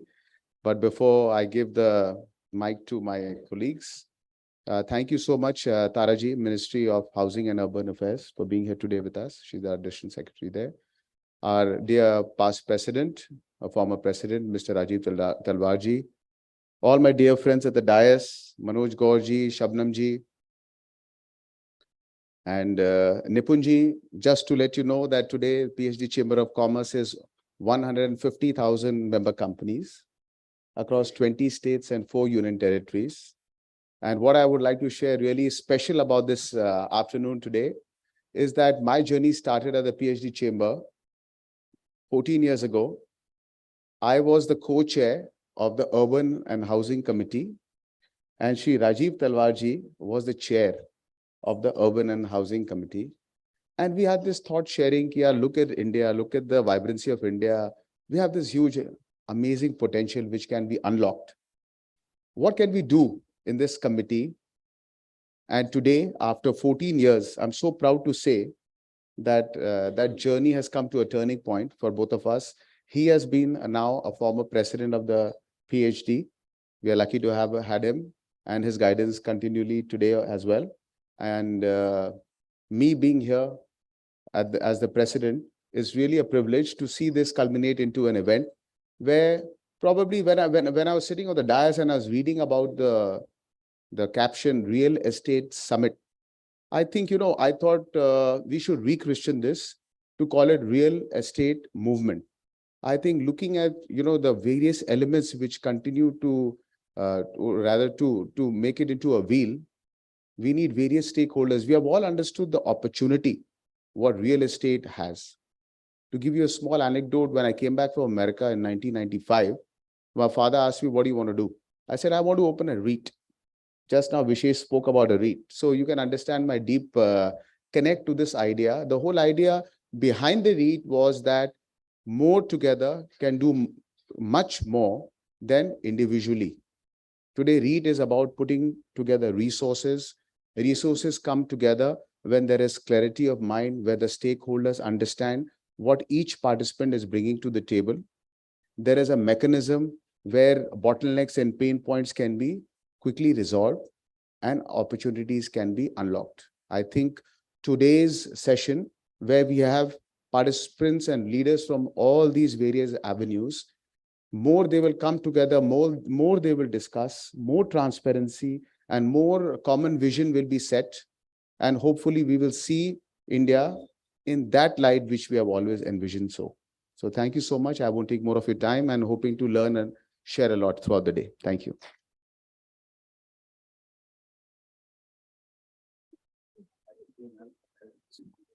Thank you, sir. We are very honored to have with us our guest of honor, Srimati D. Thara, IAS, Additional Secretary, Ministry of Housing and Urban Affairs. I request ma'am to please address the audience. Please give a round of applause to Srimati S. D. Thara. Good morning, everybody. Thank you, Dalmia Saab. I think you have really kept it short because I've eaten into your time. I heard that the who's who of this sector from finance, real estate finance, and real estate developers are here and all that.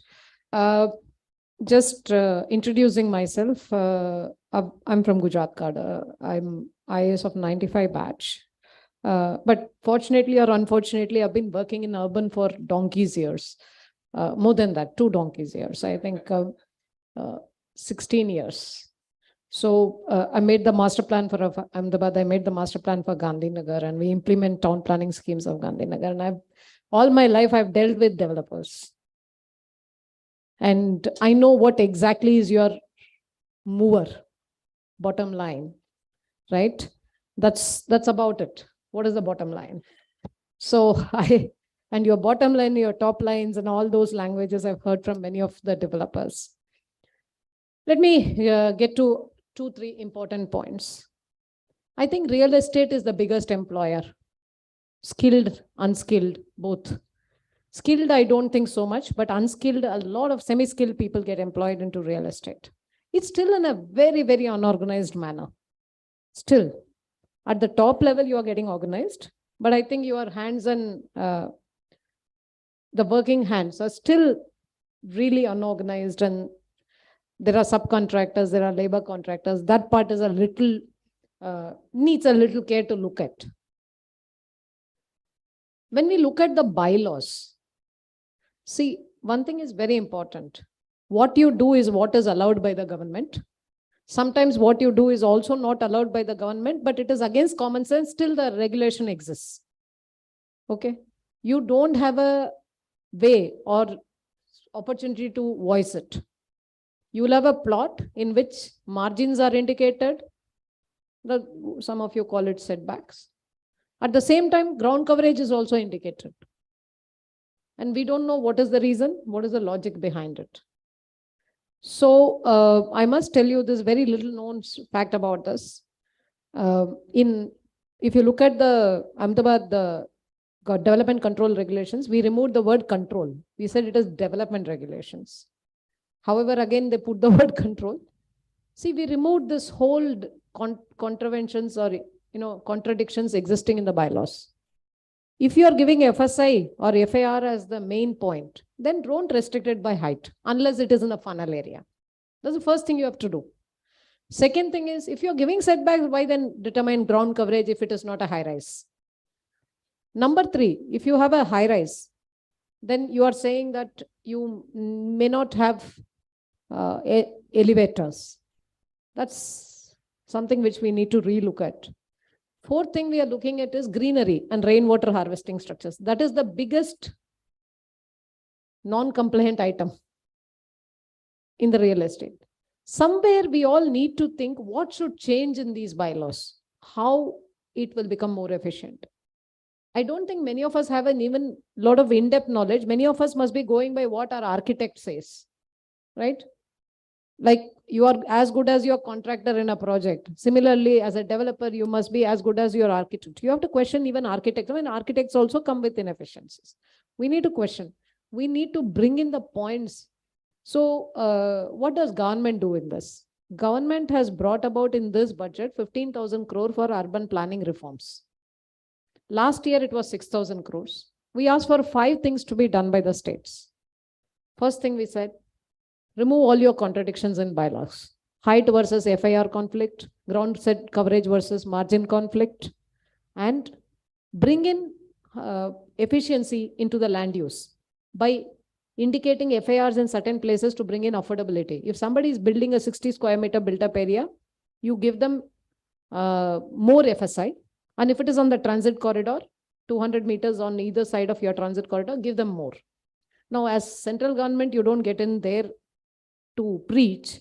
You only become a catalyst by saying, we have set apart 6,000 crores last year, and we asked the states to do these reforms and come to us. There were 6 reforms: affordable housing to promote through proper building bylaws, where we said you can even have TOD, TDR, all that. And then we said contradiction should be in the bylaws, should be removed. There should be online building permission system. That is the biggest challenge, right? That's the biggest challenge. And then we brought in this whole concept of blue-green infrastructure conservation in the overall city. See, when you as a real estate developer develop a house, one, you provide employment, you provide housing, you make money. There's a lot of risk in the sector. But the most important thing you should all do and think beyond your scheme is, how are you integrating this into the cityscape? Unfortunately, we all think about apna plot, usme itna margin, itna bulk. Isko kaise maximize kiya jaye? How many households you can make, how much you can sell. You don't look at it how it is integrated into the cityscape. Right? That's the most important thing. I think we as Indians, unfortunately, we may be having big numbers. We will be big numbers. Highest population kalli pasar hua na. Hum log China ko overtake kiya. But I think as developers, how many of you are sitting together and looking at, for example, a developer of an area? You take the master plan and see how you are going to provide the access to the road without hindrance. How are you going to create a cycle track, which can be on the road, which is accessible? If you're putting in a school, how are you going to plan that area? I don't know, that angle is missing in our planning. You think everything is a public good. No, you are responsible. This REITs, it could be a collaboration for money, collaboration for schemes, collaboration for supplies, collaboration for value chains, collaboration for operations. I would say collaborate for planning. The bigger builders should start mentoring smaller builders. The small ones, they are the ones who make a lot of mistakes. You have a little bit of buoyancy where you make less mistake. Now, rainwater harvesting structure.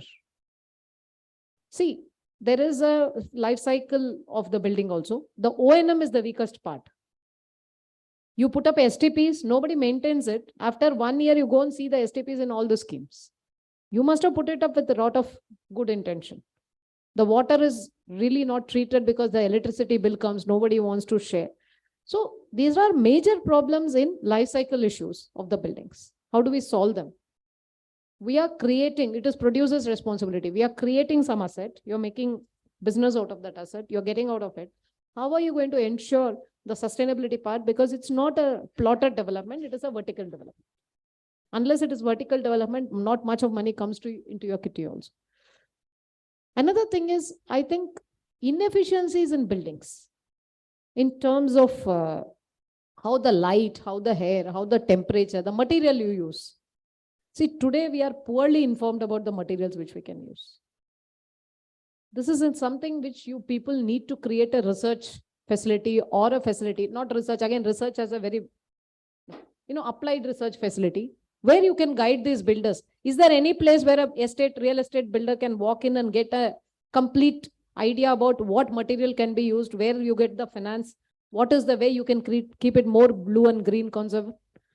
How do you do that? I mean, do you have that advocacy? Can anybody tell?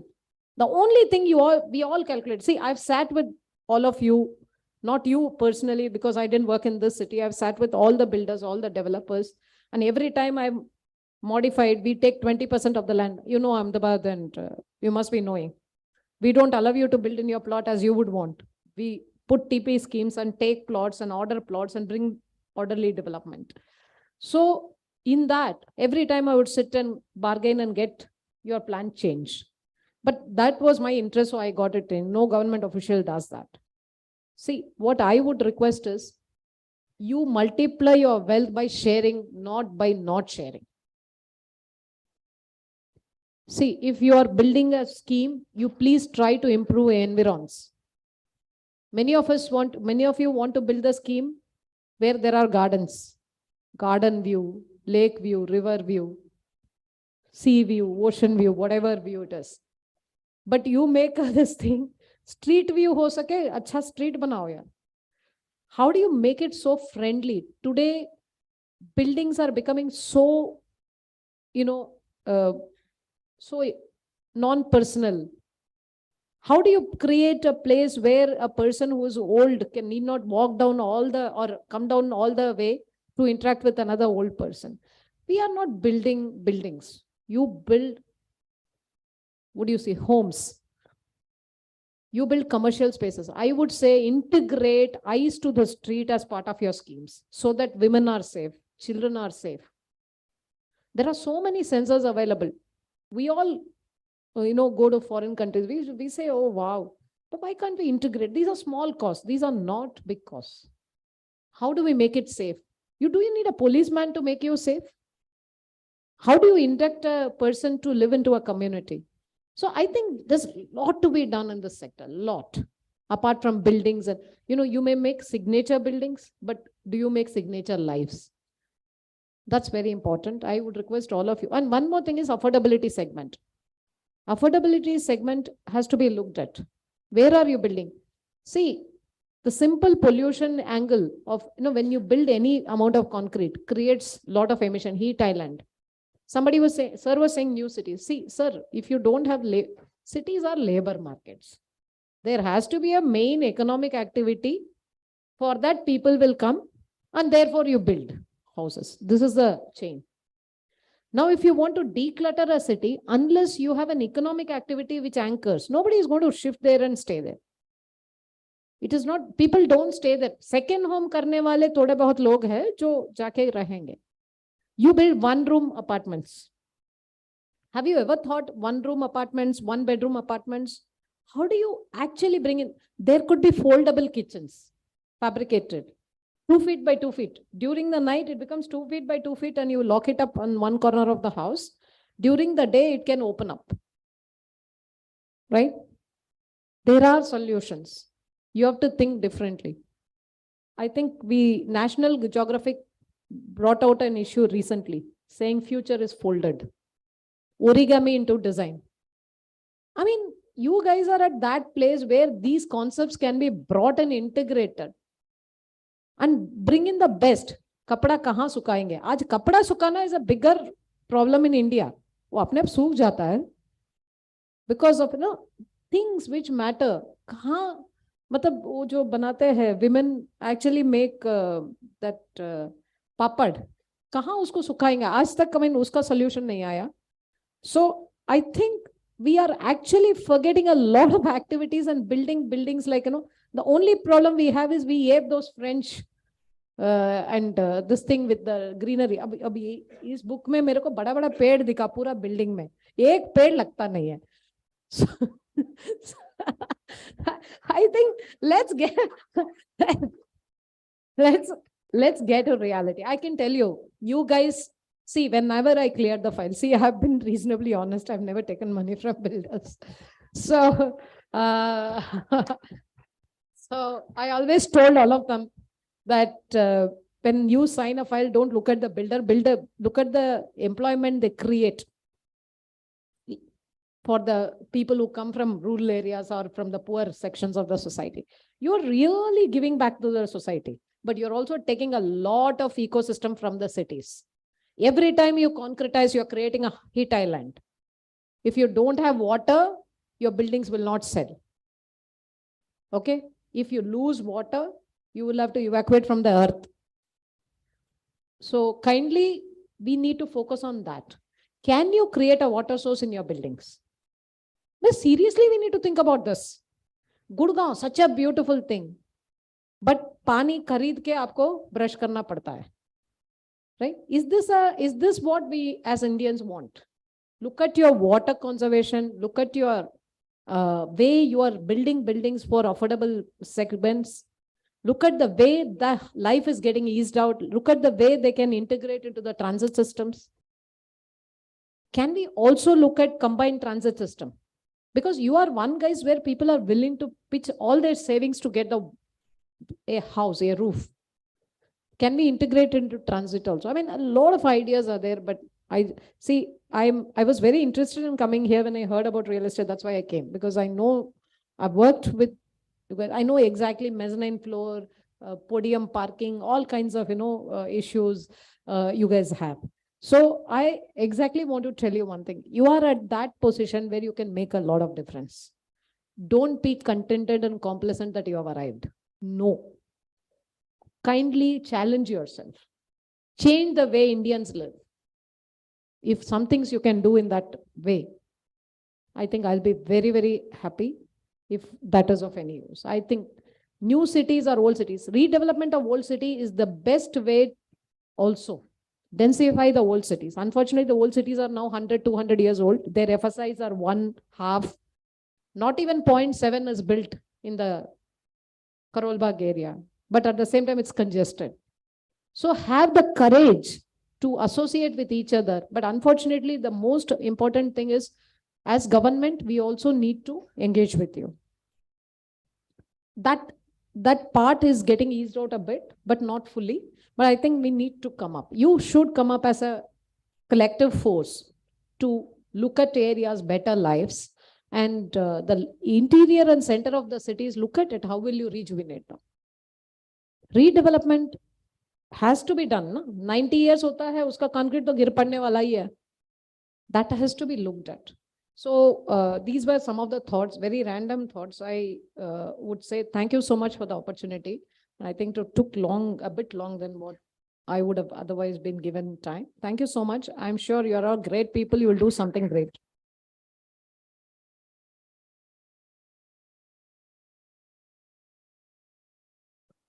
Thank you, ma'am, for taking the time out and coming here and addressing the audience. I will request PHDCCI President, Mr. Saket Dalmia, to please present ma'am with a memento for coming here and sharing her thoughts with everyone. Thank you, ma'am, for taking the time out and coming here. Round of applause for ma'am. I would now like to request Ms. Shabnam Singhal, Co-Chair, Housing and Urban Development Committee, PHDCCI, to please give her concluding remarks and vote of thanks.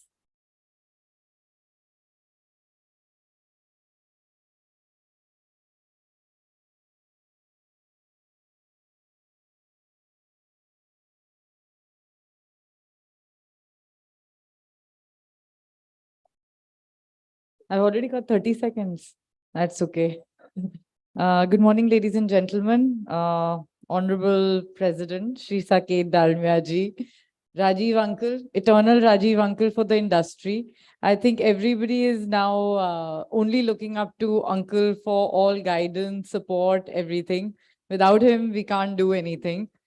I know the esteemed panelists and some of the guests have already left, but I would still like to thank them. Shri Anand Kumar ji, who I have pursued relentlessly and shamelessly. And then Srimati D. Thara, who the team had, Vinita, Vinash, everyone, they made a real great effort. Also, IVCA, Rajat Tandon, Sumit, Nipun. Nipun, what would we do without you? We don't know anything on financing. The GPs and the LPs and everything to real estate sound of a distant language. Then I would also like to thank Grant Thornton. The thought I must initiate and say that when Manoj Gaur and Vishesh Chandyok, Rajat Tandon and PhD sat together, we had the thought that we want to make some changes. We actually do want to make changes. And it was really wonderful to hear the industry and more so the bureaucrats, that they too want a change. They haven't just come here. So when I had a talk in the afternoon with, last afternoon with Shaurya Dovalji, who's going to be our guest speaker in the evening, that our biggest problem is we always just tali bajao and say, "Theek hai, jo aap kar rahe ho, theek hai." But over here today, when I heard the bureaucrats, they actually do want to, help the industry. And I think we as chambers would definitely give out all our best I think Saket and Manoj ji would now plan for the future how to set up training camps for the builders, because I think that's very, very important. We'll try and set up some structural avenues. Rajiv uncle will guide us of how we can take it forward.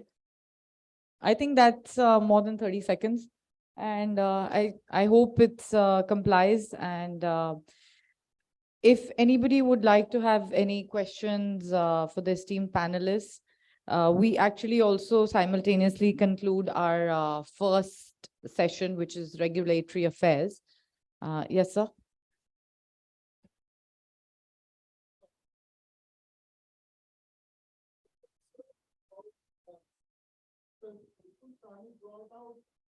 Shortage of capital in real estate. Shortage of capital in real estate. So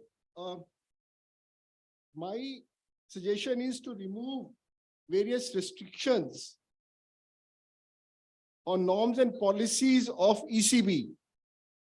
ECB is allowed only for, say, affordable housing. So why don't we open up out that policy of ECB, external commercial borrowing?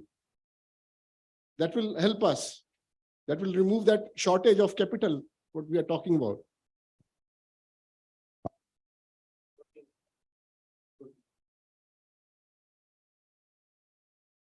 Somebody else.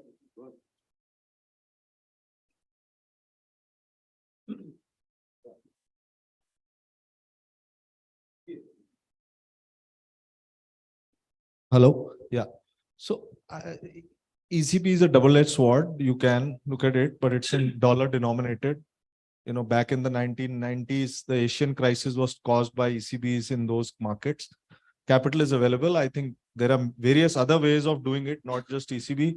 ECB, either you have to make hedging compulsory, but to take a dollar risk in an industry, it will create its own set of, it has a second derivative problem. You solve one problem and you create one more problem. So I think there are other solutions around it, how to tap capital. Honestly, there's enough rupee capital. You can get capital, and today capital is coming without that route. So I don't think the issue is the instrument. Investors are happy to hedge it on their own. There's no point having so many developers learn about FX and hedging. You'll start a hedging program for developers then. Investors know how to hedge. Investors understand that. I think the issues are different, slightly different, to make it smoother. And if the government really does want to incentivize global capital, you can think of PLI schemes like you have in manufacturing. Start PLI schemes to direct capital in affordable housing or other, there are various other ways to attract capital. So, but what about, the interest rate? I mean, we can get. That's the PLI I'm mentioning. No? I mean, the government is giving that. 16% or 18%. I mean, 3-4% is a very attractive. No, I think, see, the question there is about rupee convertibility. As you know, the regulator also has a responsibility to, ensure stability within our markets. They have been liberalizing ECB norms. Earlier, ECBs couldn't be used for working capital, as you know, right? So I think the government is liberalizing, but as Nipun said, it's not that you can get a dollar-denominated, borrowing at 8% versus rupee denominated at 14%. There's also a hedging cost, right? You look at, the rupee depreciation year on year, 3 to 4% rupee depreciation to the dollar is there year on year. If it's not happened, it happens together. It catches up at one go.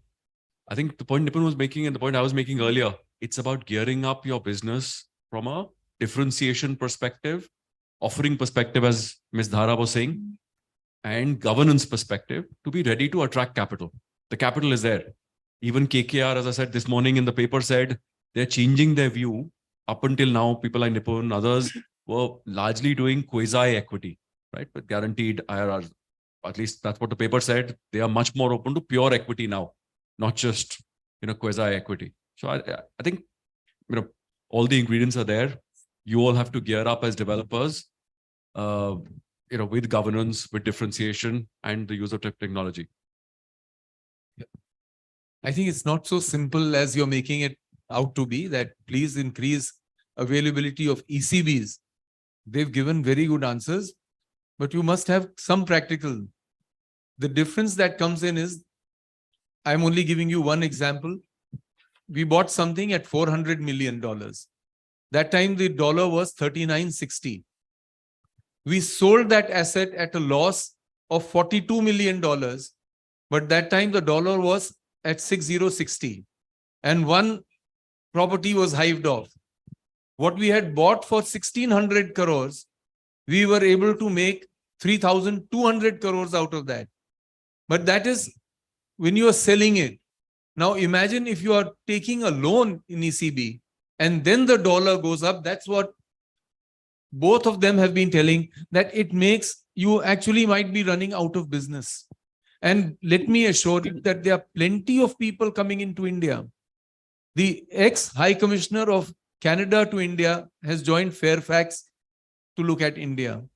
The previous Indian High Commissioner to Canada has now joined in a firm which is coming to invest into India. KKR, you've heard, lots of, Apollo Global is also here for a number of years. So they are large. Blackstone, their portfolio is so big. So they are actually coming in, taking the risks, modifying their own rates and working out within the Indian system. So ECBs becomes a national responsibility, and that is a national debt. So where you've seen some of our neighbors, what they've gone through and what they are going through, it's not so easy to deal and make a blanket thing. Let's make our manufacturing strong. The moment we become a country like China with so much of foreign reserves, these will disappear. People will start talking of Indian currencies. Sir, but don't you think it will be helpful for the companies which are stuck without capital and the projects are stuck? The home buyers, they are also stuck with it. We all talk of very high rates. We all talk of very high rates of money because a lot of our money did go out of the country. But the truth is that our systems are so devised, we need to change them, that many people complain about rates, but they live very well. कहां से इतनी चीजें रहते हैं, कहां से इतने घर बन जाते हैं, कहां से इतनी गाड़ियां आ जाती हैं घर में, कहां से बच्चे भी विदेश जाते हैं, अपने आप भी विदेश जाते हैं. कोई तो सिस्टम है जो सेट नहीं हो रहा है. हम लोग एक चीज चुन लेते हैं कि भाई interest rates are very high and therefore private equity when it comes in, they have a very high rate of return. They expect a very, very high rate of return. They don't come in with a low rate. So इसलिए I think we'll have to change our thinking and we'll have to change our way of living. कि हम लोग कैसे रहते हैं बिना tax पे किए हुए. दो गाड़ियां रख लेते हैं, पूरा घर हो जाता है, बच्चे भी अच्छे स्कूल्स में जाते हैं, कॉलेजेस में जाते हैं, और हम बोलते हैं टैक्स हमने पे नहीं करना. The rates will come down. You've seen what has happened in India. The rates did come down. Repo rates were down to 4%. So things will change, sir. थोड़ी सी मेहनत करते हैं हम लोग तो आगे बढ़ना ही बढ़ना है. इंडिया को रोक नहीं सकते. Wonderful, sir.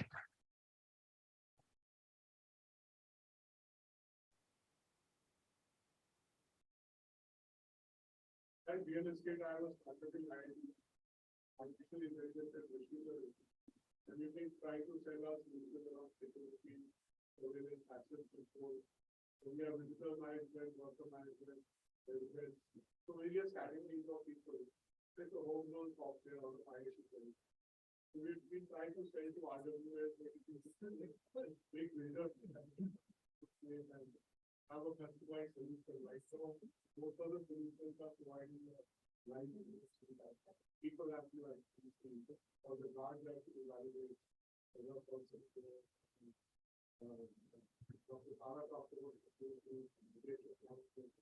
We have all these solutions available inside our country.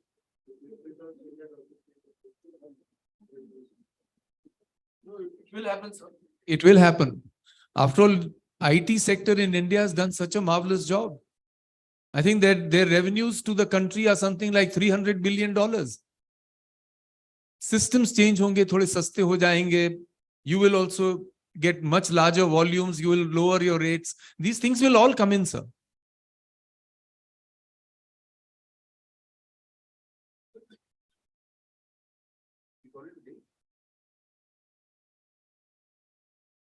Inaugural session ही रहता है. हमेशा inaugural session ही लंबा होता है. I think let's get into the next sessions. They've done a great job. I think this Thank you all. committee's done a great job. Thank you for your questions.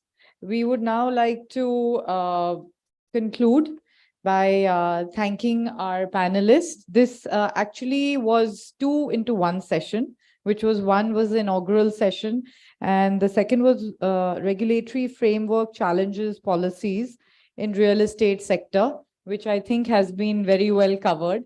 And we've been actually, like Indigo says, we're like 5 minutes before time. And we finished our first session also. Thank you all.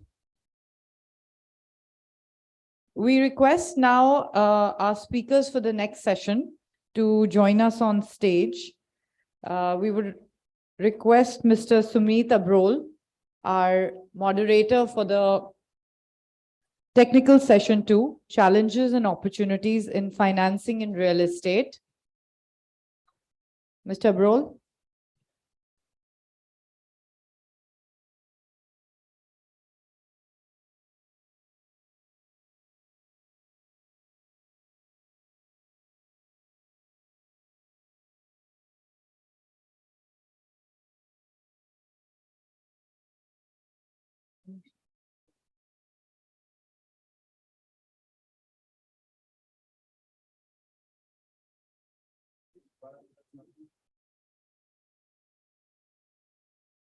We would like to thank all our speakers for taking the time out and sharing their thoughts with everyone. So I request all of you to please settle down. We're going to start with our technical session. And this one is on challenges and opportunities in financing in the real estate sector, one that is of great on this. The ballpark for funding in the real estate sector typically averages a debt to equity ratio of 70:30, where about 70% is through debt and 30% is funded through equity. The RBI sets exposure limits for banks to lend to the real estate sector, and large real estate NPAs, bloated inventory levels, and delayed projects have not helped to bolster the status of the sector, seen by some as high risk. So, how can we address some of these financing issues? So I request our speakers for the next session to please come on stage. Please put your hands together and welcome on stage Ms. Shabala Shinde, Tax Partner, Grant Thornton. I'd request Ms. Shabala to please come on stage for the next session. And joining her on stage is Mr. Rahul Rai, Head Real Estate Investment Business, ICICI Prudential AMC. We would request Mr. Saurabh Rathi, Director, Head Credit and Asset Management, MO, Alternate Investment Advisors, to please come on stage.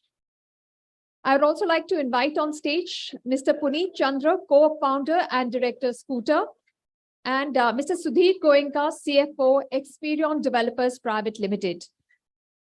I request all the speakers to please come on stage.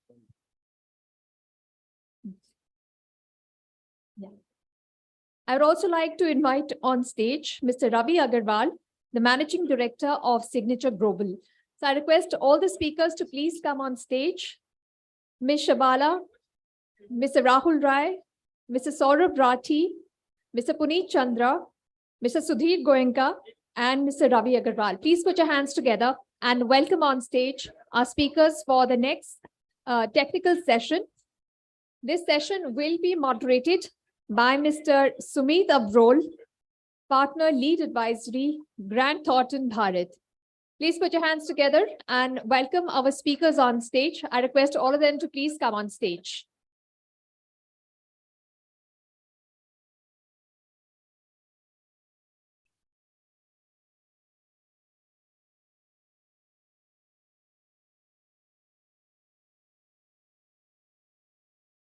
In the interest of time, I request all our speakers to please come on stage.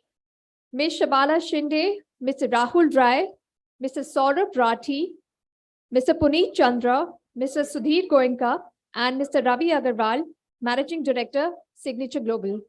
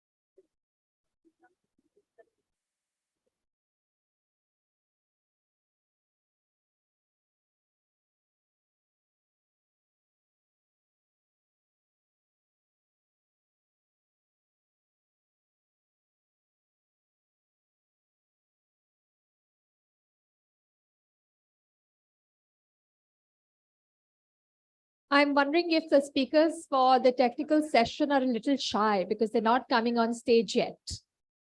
I request the moderator, Mr. Sumit Abrol, to please come on stage. That, I guess, will give confidence to all speakers to come on stage and not be shy, because it looks like they're very shy. I request the other speakers to please come on stage. Ms. Shabala Shinde, Mr. Rahul Rai, Mr. Saurabh Rathi, Mr. Puneet Chandra, Mr. Sudhir Goenka, and Mr. Ravi Agarwal. Please welcome all our speakers with a round of applause. We are very eager to hear them talk about the challenges and opportunities in financing in the real estate sector. And since they all have graced us, we want to listen to them without any interruptions. So I request all of you to please settle down and take your seats. You will get ample opportunities to meet your friends and network with them during the lunch break. Please clear the aisles, please be seated, and let's start the technical session.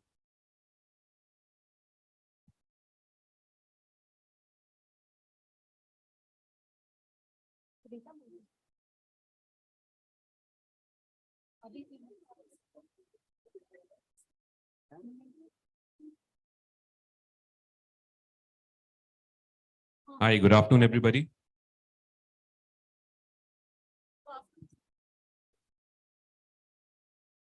Do we have your permission to get started with this very interesting panel that we've got lined up to dissect the challenges, opportunities, what's happening on the investment side in real estate? I thought the opening context that was set by Nipun was fantastic. Some very relevant, very energizing comments that he made around the direction for investing being very clear. It's just the quantum and the volume which remains to be discovered in times to come. Some very clear takeaways for me when I was hearing him out. He made a comment that the sector, the overall PE landscape in India has seen about $275 billion of flows come in. What he beautifully christened as imported capital and fuel for growth. The other thing that stood out was that real estate has been one of the biggest beneficiaries of that pool of capital. There was that reference to equity coming in, and I just kind of got thinking that if I look at the sector evolution from 2005, that's where FDI was opened up in this space in India, and map the journey from its very adolescence years, which was 2005, 2008, 2009, coming down to a youthful stage. It went through its own cycles of adventurism to start with, and I think we all saw that. Certainly far away from maturity. But three key things that really stand out for me. One, from an investor's perspective, it's been very cyclical returns for investors. It's not that investors have always made money, particularly while investing in equity in residential as an asset class. Second, the whole advent of structured credit, which has largely replaced equity investments in this space, again, particularly in residential, and obviously driven by a high counterparty risk there. And thirdly, that whole differentiation in the different asset classes which are now receiving different forms of capital. So I wasn't sure if all of that is equity. In fact, what we've seen is that a large proportion of the flows have been credit and structured credit. And therefore, I thought that maybe this is the right way to set the context, and let's just cut the clutter to what Nipun started out by saying and some of these observations. On that note, I will just bring in firstly the investor's perspective, and we will back it up with the developer's perspective, what's happening on the REIT side, and eventually what's happening on the managed services side.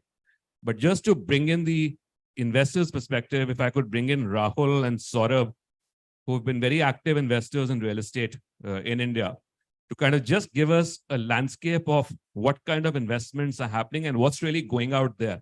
Is it equity? Is it structured credit? And what asset classes?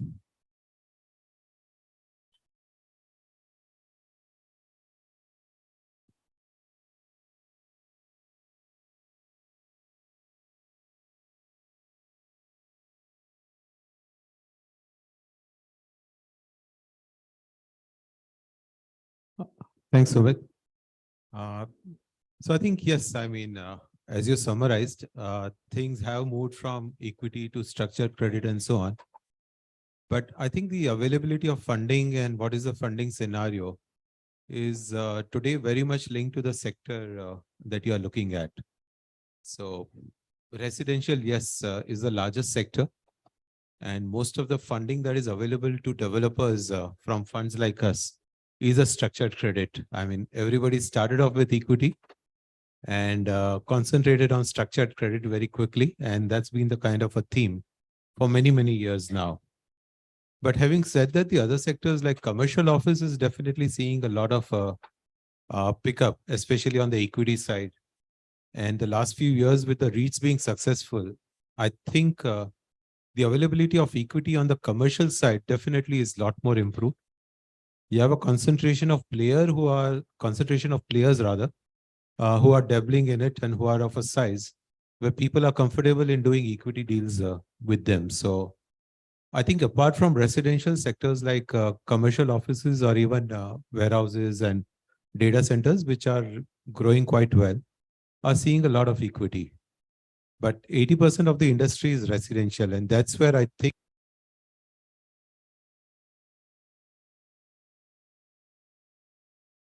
with players like me, Saurabh, and so on, but there's still more of domestic capital. International capital flowing into residential sector, I would say, is still stout. There's still shortage of it. And I think it has to do with the second part of the theme that we have, the challenges. The challenges continue to remain in the residential sector. You have 5-6 years project and things changing during those 5-6 years and, you know, the money getting stuck. So the biggest issue, as far as I see, is equity investment in residential sector is that you start off with a, high return expectation. And then because of things getting whittling away, your returns are even less than structured credit. That's why the preference for structured credit. So yes, for the residential sector, some bit of funding, a lot more is needed. So I think everybody needs to work on that. That's my view. I think Rahul absolutely summarized it very well. Just additional perspective. One is, of course, on the nature of credit, which is structured credit.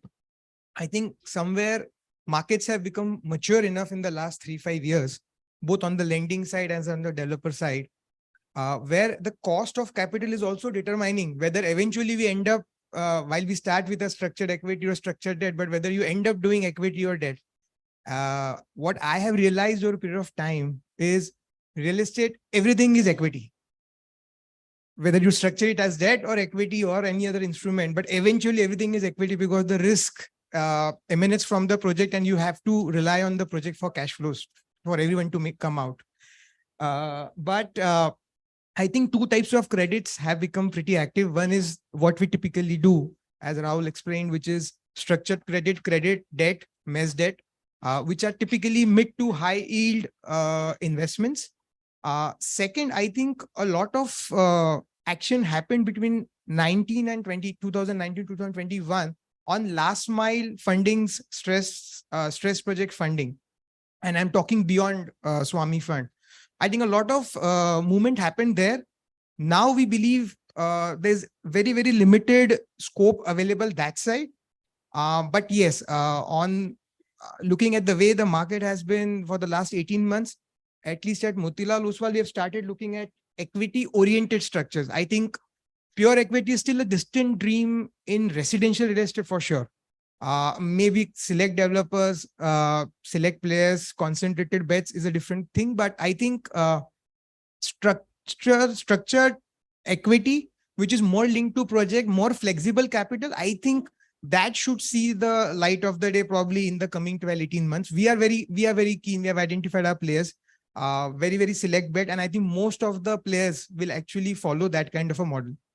As far as other asset classes are concerned, which are typically growth assets, I feel long-term debt is anyways not sustainable because most of these other assets would have a cycle of from acquisition to delivery to lease between 5 and 8 years. I think high yield debt will not be sustainable. So naturally for that reason, and of course for capital appreciation, as Rahul mentioned, those will generally need equity capital. And I think that is more than enough available. Just that the market is so small there, so concentrated and consolidated with probably 10 to 15 players across the country, both on financing side and on the borrowing side. So it's become very niche, very difficult market to break into, is my sense. Yeah, so I think that as long as there is no motivation for equity to come in, and with structured credit itself fetching high teen yields and returns, I think that itself could be a little bit of a lack of motivation for real equity to come into residential. But on a promising note, hope some of those things will turn. And I think on that note, useful to get a developer's perspective, and maybe I can bring in Sudhir here, who's had an experience of having institutional investors on board in the past. How sustainable is this whole high teen structured credit as a substitute to equity as a developer, and what have been the challenges or learnings? How has been your experience of servicing institutional capital for such a long time? Yeah, good evening, good afternoon, everyone.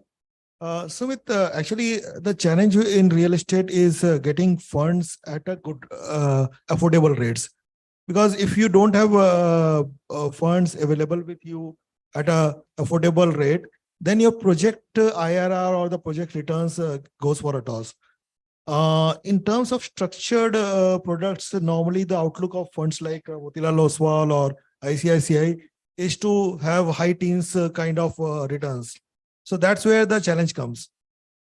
The other part of challenge for a real estate developer is that if they want to borrow from banks, that's not coming in easily. Nobody, no bank will fund you for land. There was a time initially there used to be some funding, but right now that's not there. And which is quite surprising because if you set up a factory, you can do your entire funding for that from your banks and all. But for a real estate, that's the main raw material. The land is the main raw material, but still you don't have funding for that. There's total restriction on the funding there. So what do? You have to either do a structured credit or you have to pull in your money. So both the promoter's equity is very, very expensive, as well as your even a structured credit expensive. So that has been the challenge. There was a time when we used to do bond issues, and that were not a no-go for basically land funding itself. But after ILFS, that is again closed. So that's opportunity is again not available for a developer. So where do you go? So again, you get around in various cycles. The equity market is for very limited quality of developers. So it's very, very limited developers who have been able to successfully raise, and that will be only a one-off funding. That can't be a sustainable funding for you in the long term.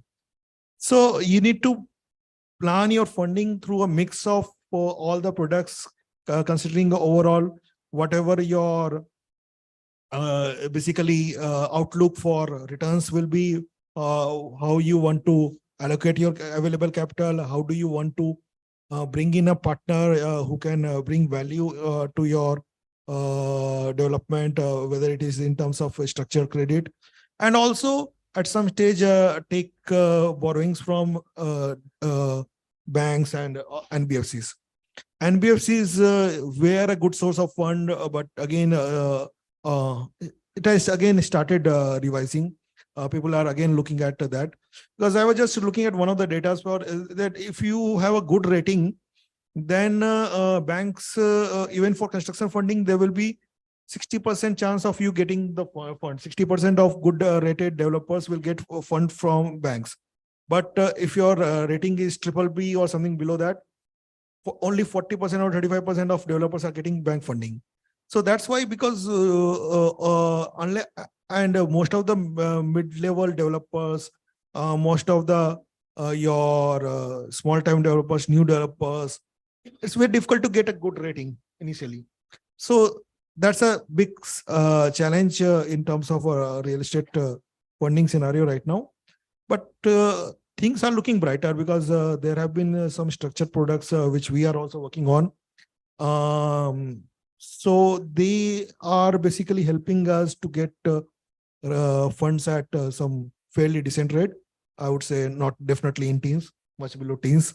So so things are happening, but again, you need to have a good pedigree. You need to have a good brand name for that kind of funding to be made available to you. So that's a big challenge that we are facing. But I think as a sector, again, things are looking up in terms of overall scenario. Okay, so we talk about residential, and it's impossible to have a conversation on residential without talking about affordable housing, which has been, the so-called the darling category of investors, or was meant to be the darling category for investors to bring in equity capital. And when you talk about affordable housing, it's imperative to have Ravi's views come in. And I think Ravi would be useful to get again your experience that a category and asset class which started out with so much promise of being a qualifier candidate for state equity capital. Do you think that has played out in the same way that it was set out? Has it lived up to its hype? Has it really emerged as a private equity theme, affordable housing? And what have been your reflections on capital coming into that space?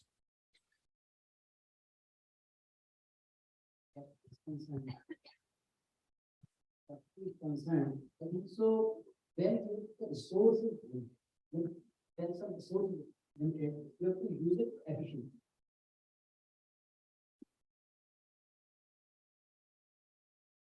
I think since the morning we are talking about efficiency. When some resources is limited, you have to use it efficiently. The same the capital is. I think so. The main, all persons are talking about the fund is not available, or the fund is available at the high cost, is so on. I think so. I want to divide in two portions. First, you project in the stage of pre-approved and the post-approved. As a pre-approved scenario, I think the land funding is always available at the high cost, because the source of the funds, they are not the banks, they are the NBFCs and the alternate funds model there, and they are sourcing capital at the high cost. They have to lend in during the high cost. Yes, it's so on. How fast you retire that fund back, that is the core thing. If you can acquire fast, if you can launch fast, if you can sell fast, the per cost of efficiency will be better. The cost capital will be much lesser than that. If you're keeping the just acquire the fund and keep, and you are on the project for the 1 year just to launch it, I think it will be very costly. You have to launch it as fast as possible. You have to sell it as fast as possible. We at Signature Global, what we did, we sell fast, construct fast, and on the basis of technology, collect fast. The cost of capital that we used wisely, that we used efficiently, and that is the key for each and every material which we use for the affordable housing. Affordable housing lies in the technology and the efficiency, and capital is also a raw material. We have to use it efficiently, be it land, be it capital, be it raw material or the technology and the manpower. Each and everything, we have to use it efficiently, wisely. It will cost less. If we use it in a levy manner, it will be more costly. I think so. That is the key mantra to the affordable housing. Speed is the key. Thank you for that mantra. And I think with all that, I would say, not so great investment funding climate around the overall residential asset class, I think the other space on the other extreme is the commercial asset class, which seems to have been the biggest beneficiary of all so-called majority of the equity investments, because it comes with very limited execution risk. And that's the kind of capital that has come from sovereign funds, pension funds. And on that note, I will bring in my colleague Shabala to talk about the whole REIT experience in India, where once again, whilst there has been a lot of investment that has happened on aggregating assets, but since 2014, when REITs were opened up in India, there seems to be very limited activity that has happened. I mean, Vishesh spoke about it in the morning, that 3 listed REITs with a trickle of overall market cap when you compare it with the developed and the modern world. Where do you think, Shabala, things have been slow to take off and the reasons there? And also, what do you believe that needs to be done for a more accelerated and a more broad-based acceptance of REITs across stakeholders, whether it is developers, sponsors, investors? Thanks. REITs, if we compare with REITs and InvITs, both were introduced around the same time, but we've seen InvITs growing much faster compared to a REIT.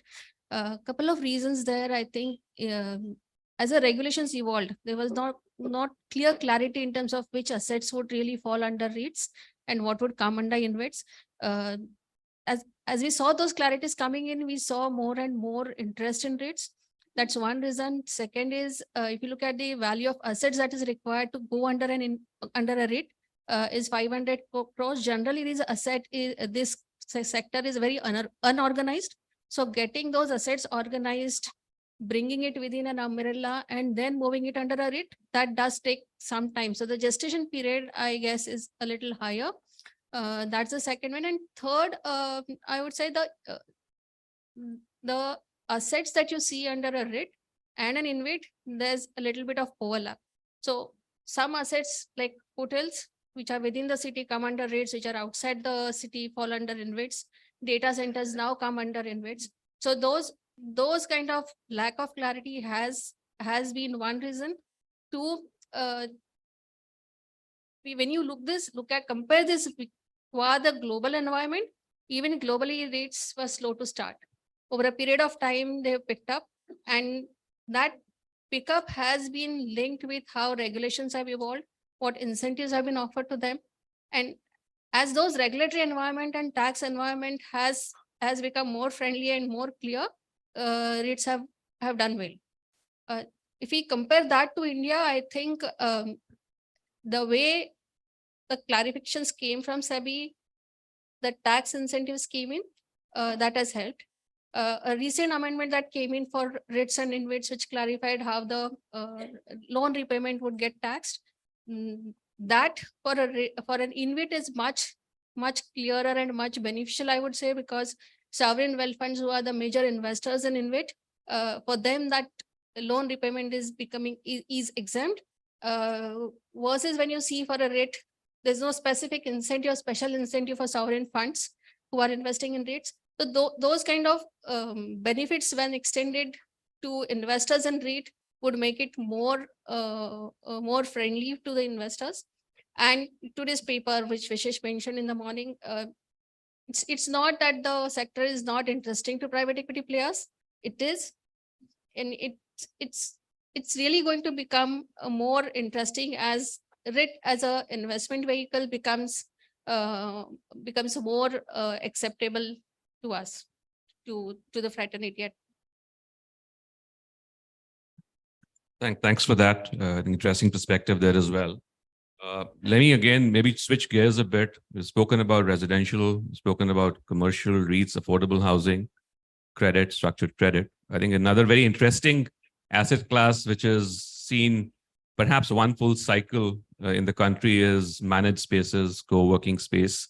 Again, something which started out with some very high promise of getting quality institutional capital by virtue of the business model, which was real estate dependent, but not really real estate in terms of investment activity. And the expectation always was that it will invite capital from a wide array of investor pools and not only real estate focused investors. And then suddenly there is a big bang event globally where one of the bigger global players runs into issues and suddenly the capital dries up.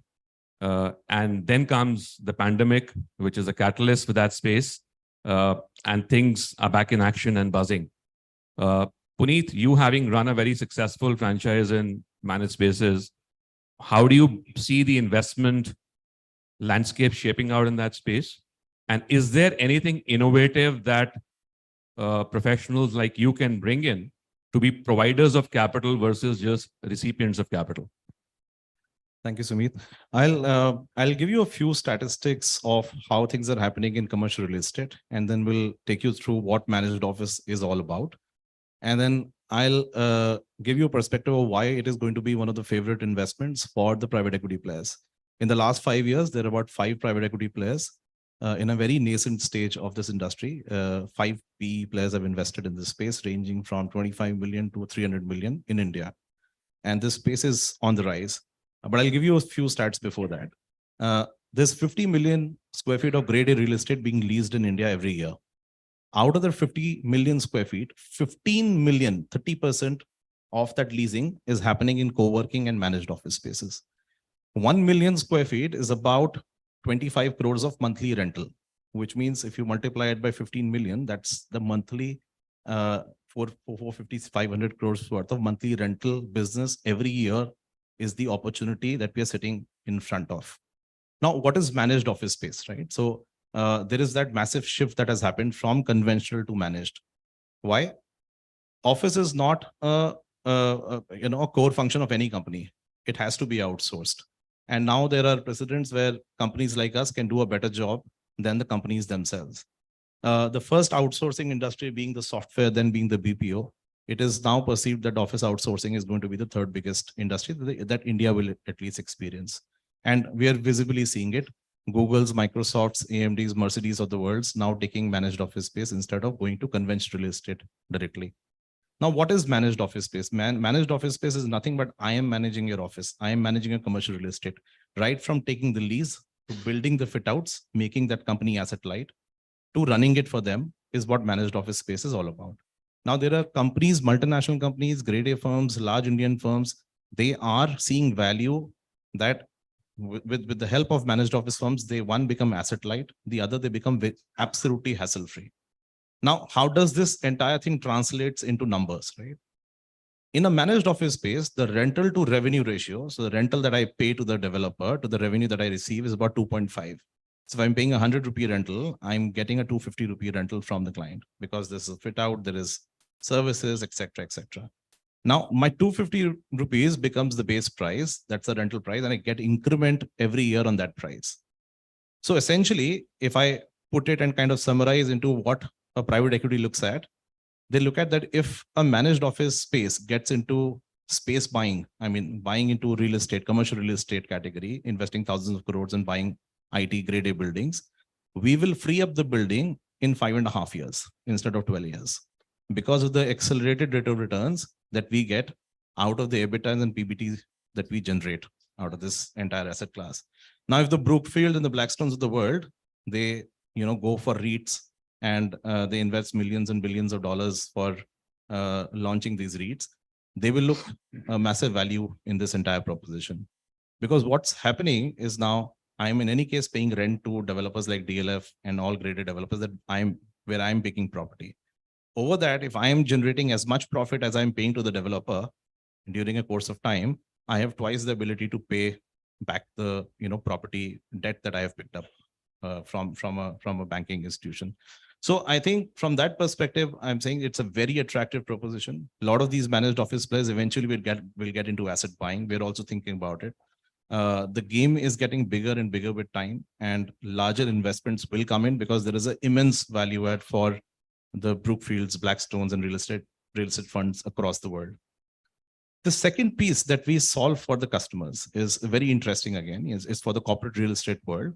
Is, let's say if you are an occupier, let's say you are a multinational firm or a large firm wanting to do fit outs. Now fit out values in today's scenario can go as large as the cost of building itself. Let's say if it's a 500,000 square feet building and you have invested anywhere from 4,000 to 5,000 rupees per square feet for construction, even the fit out cost today ranges from 3,000 to 5,000 rupees per square feet, right? So what we also do is also give a solution to our customers that to these multinationals, we provide them capital for fit out funding at a less than 5% interest rate. And there's nothing hidden. You go to an EMI calculator, put the number on the Excel, 5% interest rate, whatever that EMI comes, that is what we're ready to fund at, right? Now there is of course this trade, and there is a trick of trade, which is our secret sauce. And I think the thing that we are able to get to the market is making these companies asset light at a very, very effective cost. What we are also doing, in terms of funding, is also backing up developers, because they're already leveraged because of the asset that they've built. They're not able to leverage an opportunity when an occupier comes to them and say, hey, can you furnish it for me at their specifications? There, that struggle comes from the developer end, that where would they get that additional equivalent amount of money that they've already invested in the building.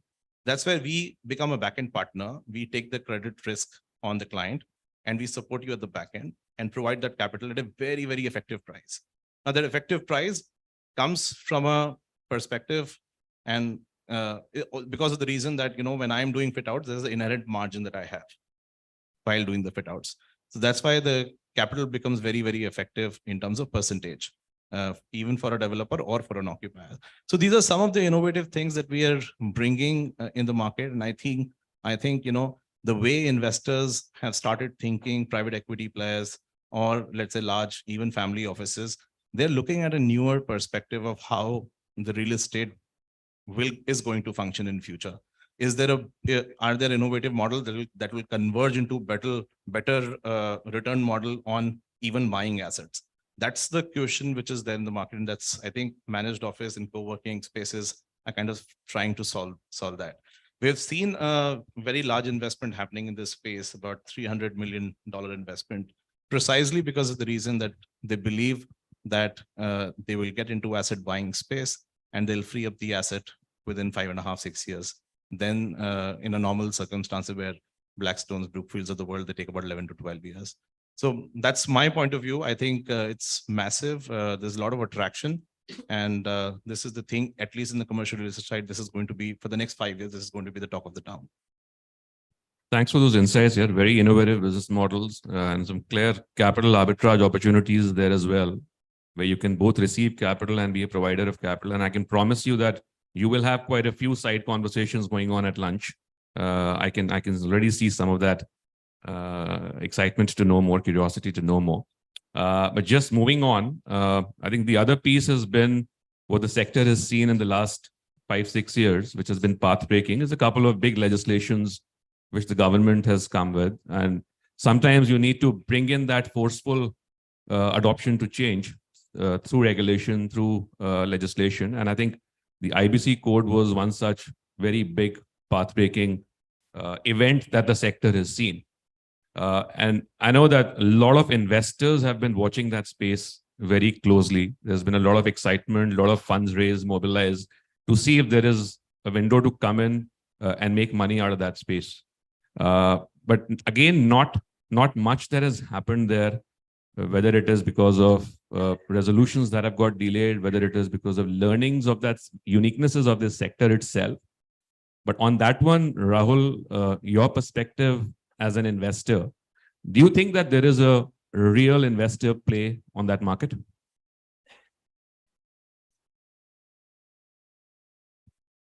So Rahul is kind. It's a tough one. I'll tell you why. I think it's a classic case of. I think it's an extremely important regulation that has been implemented, and we are seeing most of the other industries are seeing a successful implementation of the same, and there have been multiple resolutions as well. If I were to look at it from a real estate perspective, very frankly, very limited successful exits or turnarounds is what we have seen. We were, as investors, very keen for the past 18-24 months. We were very keen to look at opportunities where one could, look for value buy. So the first problem we encountered was there is no standardized, database or reporting mechanism where I could go and figure out and scout for such deals, right? That's where the biggest bottleneck for any investor comes in, which is very unique, because otherwise you generally have so many advisors who will get you deals that you want. Now this is so scattered. And the information asymmetry is so high that, banking, breaking through and banking on those trades is purely based on luck. Second, I think, of course, the most obvious challenge with real estate projects, if it is a brownfield project, is just too many stakeholders involved, multiple lenders also. So that getting everyone together is a very Herculean task. And by the time you reach that stage, I believe most of the stakeholders have given up, apart from home buyers. So again, what works beautifully in that scenario is projects where no third-party interest has been created apart from, let's say, a lender. I think that is a piece where we have seen some movement. We have looked at investments. We have committed some money there. But I think it is still very select, very few cases jahan pe ye sab ho raha hai. Otherwise, it's difficult to crack from an investor perspective. Thanks, Saurabh, and I agree. I mean, we are in the same boat. I look at IBC as glass half full, and IBC is, you can look at it from the point of view what you raised was, from an investment opportunity, whether, does IBC provides us with that opportunity? Technically, yes. But as I mentioned in my opening remark, that if you want to take on a distressed project, then you have to become a developer and you have to put equity. And funds like us are not so comfortable doing equity. So that's where the challenge arises. But definitely there are opportunities available. But as Saurabh mentioned, the NCLT as a process started very well. And what worked for us doing structured credit for the past 10-15 years was that the threat of NCLT was a much more deterrent than the NCLT process itself. The fact that, we can invoke NCLT brought about a discipline and brought about some compliance, which was a helpful thing. Unfortunately, since I have to be frank about it, the NCLT process, what was supposed to be mandatory timelines, are now taken as recommendatory, and you don't have a control on the time process of NCLT, which I think is the biggest issue. And the second is a typical real estate challenges you face. Like, you have this whole thing about a company having multiple projects. And if, lender to one of the project takes it to NCLT, whether the entire company will go to NCLT or that project, multiple stakeholders, as Saurabh mentioned, sometimes we have first charge holder, second charge holder, home buyers. If it's a JDA land, then the land developer. So there are multiple stakeholders. So IBC definitely is a positive opportunity, gives opportunity, but a lot of things has to be creased out, a lot of issues there.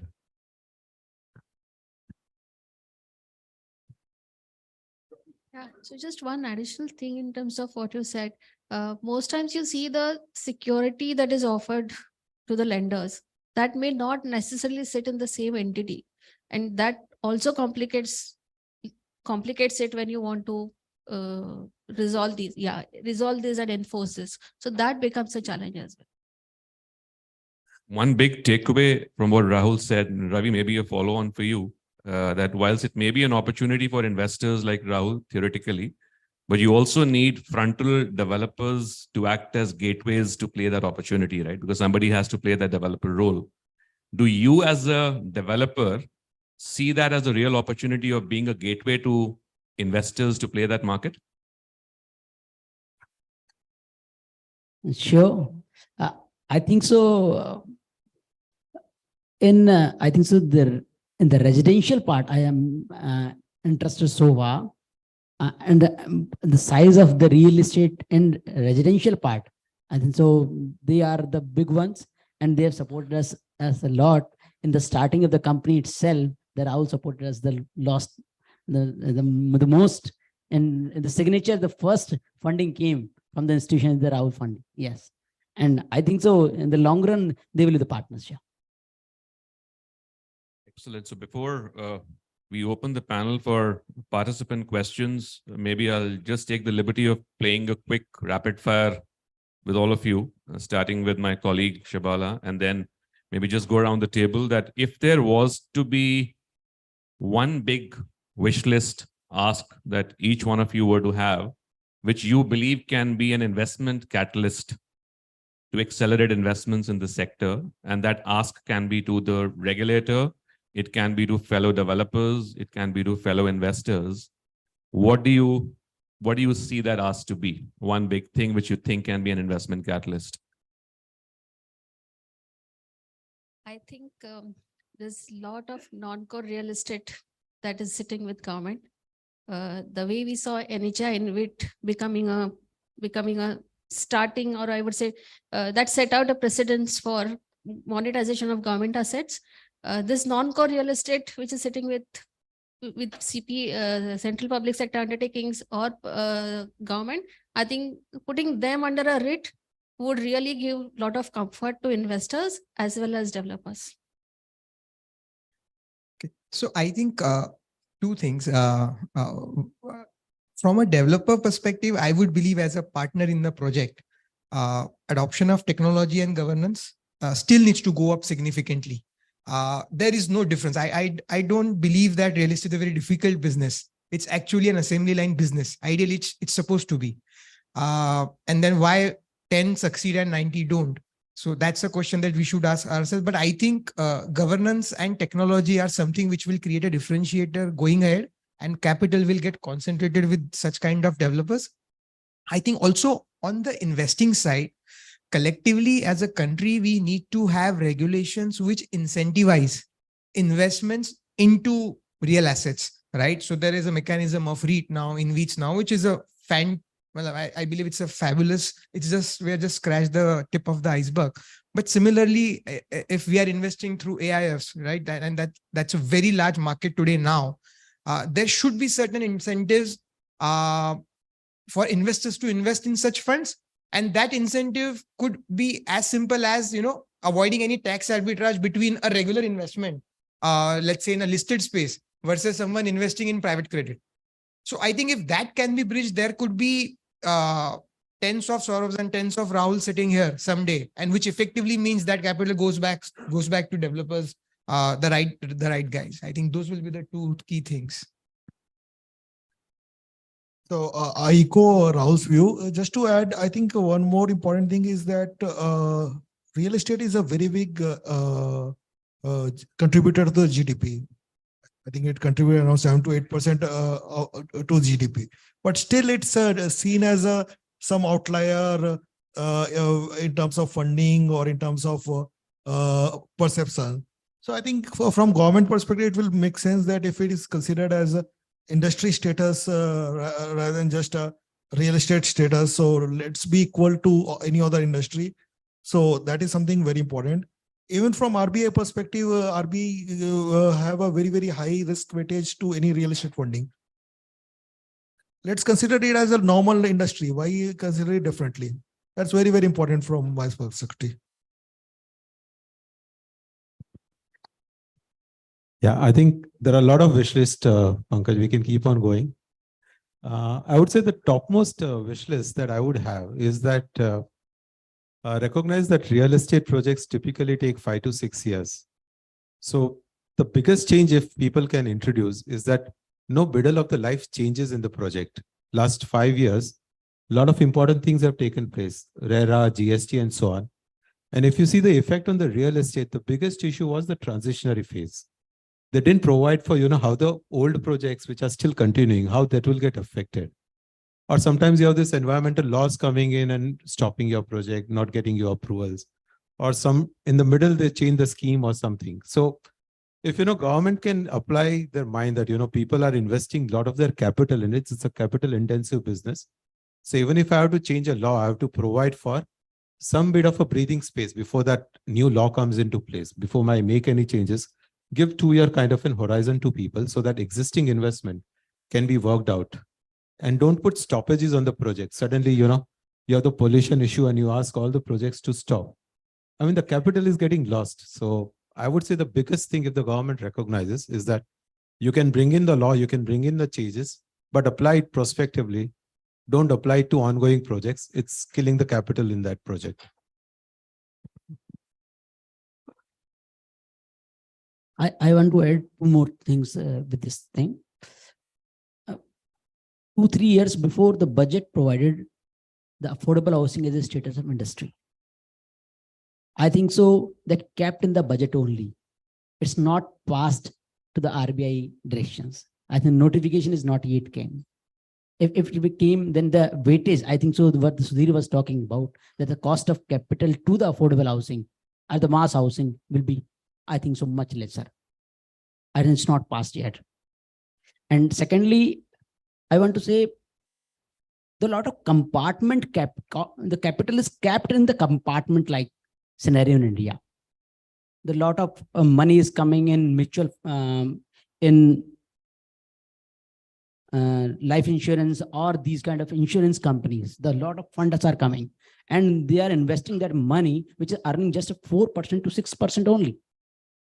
And one of the industry which is providing the 6% of the GDP, they are the dire of the capital. I think so the compartment rules should be leveraged. I think so this should be ease out that money can come in the mass housing. Everybody knows since the morning we are talking how much industry is going to big one, and that needs a huge capital, and the capital lies in life insurance or the general insurance. The huge compartment lies over there. I think so the money should flow for the general mass public. The big opportunity is the big. Money is required. Cost of capital should be less.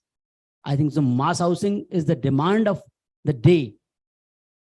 Government should think in that manner. I think so. I suggest. Puneet, you seem to have already everything here, all enablers going. Do you have an ask too? Yeah, so I think not more from commercial real estate point of view, but from residential point of view, because I've suffered myself quite a lot. I think any country who wants to attract capital for real estate has to take care of how their investors, how the end user is being treated and is being, kind of governed while they make an investment. I mean, for good long years, I think we'll all agree here, the investment sentiment for home buyers was like a very shitty environment, right? That, you give the money to the developer and it's kind of go in the drain. I mean, not pointing out that, of course, there are good developers, they're all go with good intent. But how do you take care of such an environment is also a very important aspect of, becoming a catalyst to more and more capital in the country. So basically, I would say regulating the regulator in a more effective way, or regulating a framework around the judicial system where there's a faster resolution of this bankruptcy process and all of those things where, thousands and thousands of home buyers are stuck. And an example around this can really attract a lot of capital that, okay, while things may go wrong, but there is a way out and a quicker way out.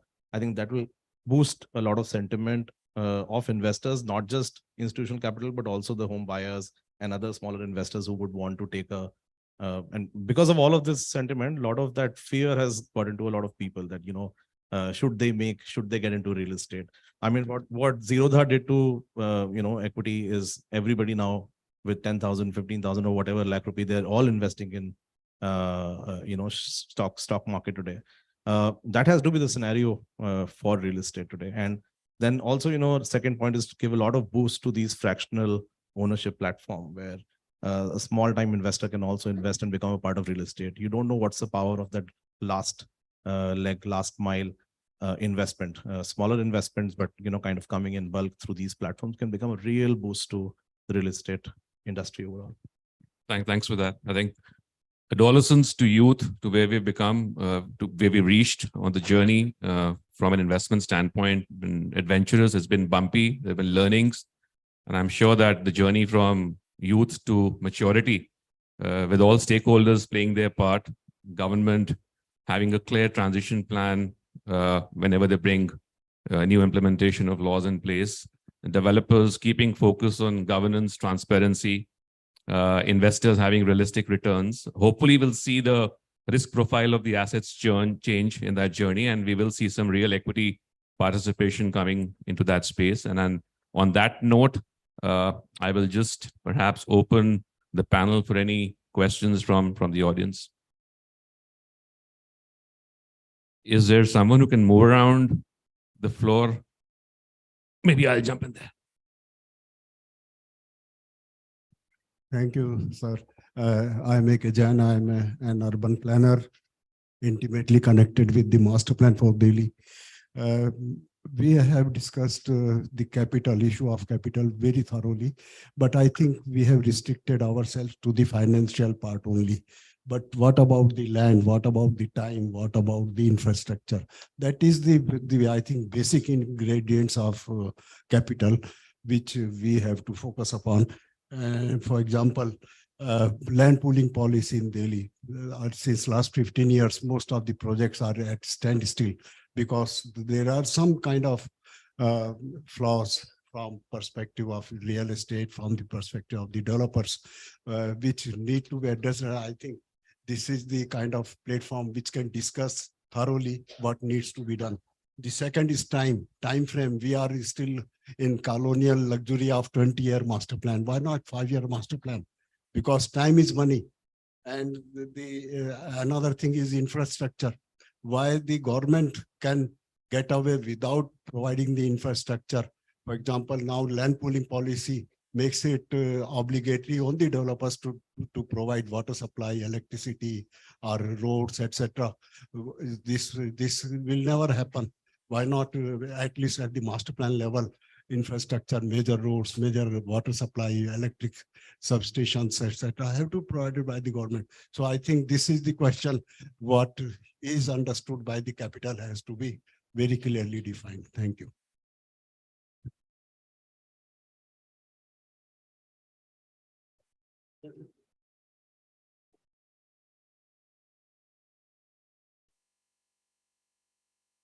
Good afternoon. Ours is the 5th largest growing economy, and we are targeting for the 3rd spot. But I don't think it is possible without taking the real estate sector as a whole, because the sector is suffering double whammy. Firstly, the demand is not coming up. Secondly, easy financing is not available. If it is available, it is with a huge finance and too many collaterals. So the sector, which is the 2nd largest employment generator and giving the largest revenue to the government, this financing problem, as in the morning session, Mr. Sani has called, this financing is a fuel to the industry. So how to address this problem? Because otherwise the sector cannot survive.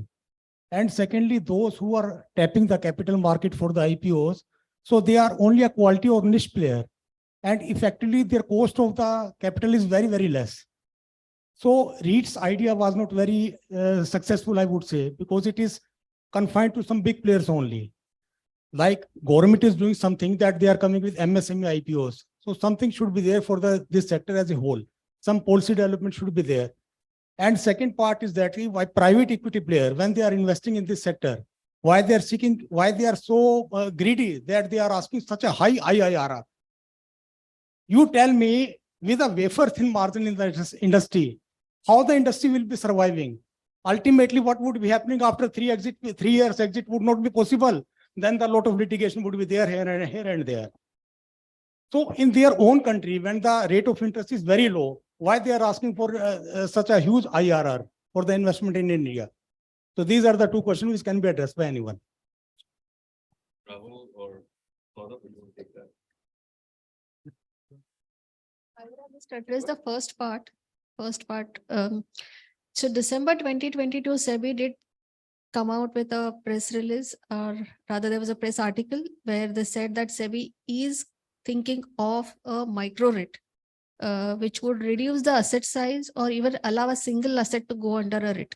If that happens, I think for MSMEs, that would be a real platform to encash or rather get the capital released. The moment you move your asset into a REIT, you are able to cash out and use that money for developing other assets.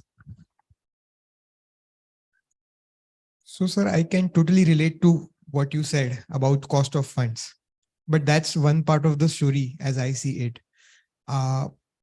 See, real estate, and we have discussed in the morning, even now, real estate as an industry needs an image makeover, right? That can only happen by the people who are running it, which is largely developers, right? It will take a lot of time because a lot of things have happened, right? Only in from 2016-17, when RERA started, and then, I agree with Rahul that, multiple good things have happened, which will make the sector great. The only challenge is timing. So 5 years, 6-7 new amendments with a 2-year COVID overhang, so that has probably crippled the industry, hasn't given it breathing space to regularize and absorb everything. But I think specifically on cost of capital, see, there are two things. People think, and this has been a problem with most of the developers across the country, कि equity का पैसा free का होता है. Now, when we say equity चाहिए, equity मिलती नहीं है, the point is equity is not free. Equity theoretically, practically is, and sir said, it's the most expensive form of capital. ये हमने दिमाग में लगा दिया है कि ये equity है ना, तो project के साथ जो होगा देखेंगे, उनको पैसा मिला नहीं मिला, right? So I think first of all, we have to, in our mind, clarify and make peace with the fact that you should avoid taking equity money. You should avoid taking equity money. Only use it when there is no other way you can, go ahead with the project. For each kind of project and each stage of the project, there are at least 3 to 5 types of capitals available in the market, right? आपके पास approval है, आप bank के पास जाइए, वो 10% पे देगा. आपके पास थोड़ा working capital requirement and sales नहीं हुआ है, आप NBFC के पास जाइए, he'll give you at 12-13%. आपके project में कोई problem है, then God save you, but it will come at 20-24% because people will take certain calls. And of course, people like us who are funding at land, that's capital is scarce, and we discuss, resources and availability. No one is pushing you to take it, right? When you're taking it, the assumptions that you're making when taking it, those need to be refined, right? I have never, and I'm sure we'll hear from Rahul also, I've never ever, we would have done about 150 projects, which means we have evaluated about 1,500 projects. I have never ever in my life come across a developer whose assumptions and project underwriting is matching mine. Never ever. And it's always on the upside, not on the downside. And still people lose money. Still, most of the times projects don't get delivered the way they are expected to. Many times there are external factors involved, right? So the concept of contingency has to be built in the minds of developer. And if it suits the cost, the cost of private equity suits the project, only then they should go ahead. Otherwise, it takes courage to let go of a project and say, ye mere bas ka nahi hai. I think that mindset and that humility is important for all the stakeholders when they are taking over the project for the first time.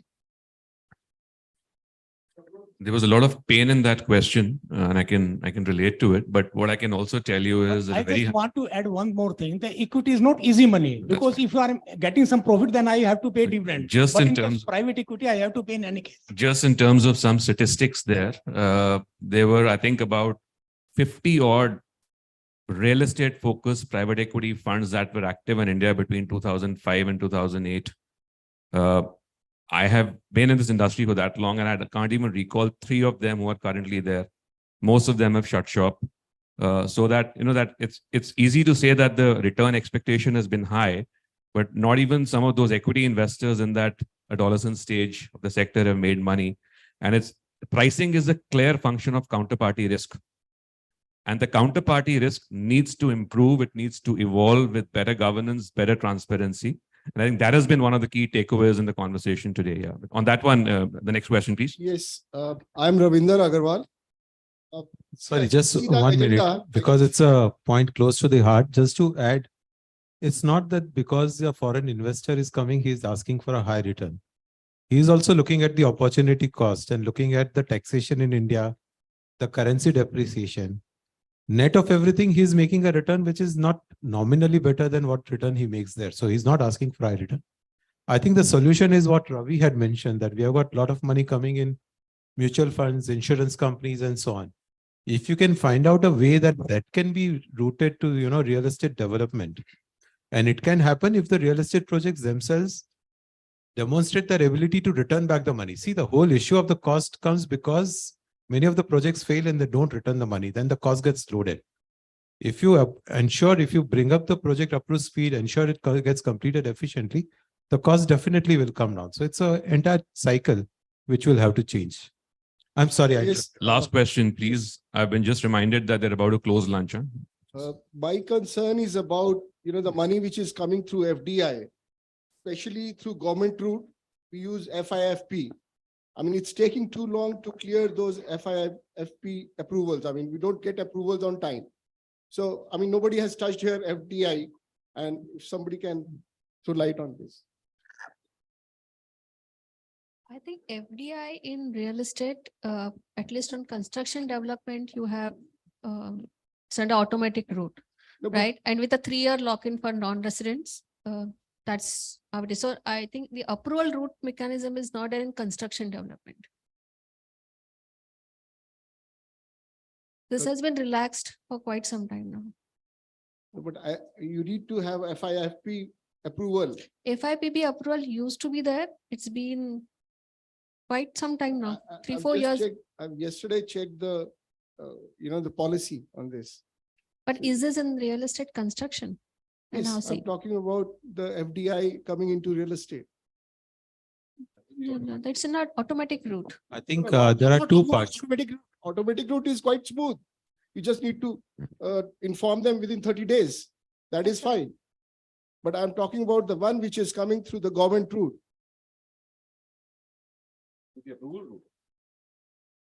I think there are two things. One is, if it's a completed real estate, then it has to go through the FIPB approval, because what they have put in the automatic is for the construction part of it. And construction part of it, I think they have relaxed the square feet requirement which was there. It started with townships and acres. It's now 2 lakh square feet and 5 lakh square feet, which is a very moderate kind of a size. And it can come automatically. The only restriction is a 3-year lock-in. So I think most of the money for construction is available. The bigger issue is the cost that the gentleman mentioned, so, but not the process itself. And even completed, I think to the extent it is for leasing, there is no restriction. It has the same kind of, yeah. Thank you, ladies and gentlemen, for being such a lovely, patient audience. Thank you. A big round of applause for all the speakers on stage. I request all of you to please stay here and please gather for a group photograph. I would now like to request Mr. Gurmeet Singh Chauhan, partner DFI, to please come on stage and present us a plaque to each of the speakers on stage for doing such an incredible job of discussing this issue. Please welcome Mr. Singh on stage, please.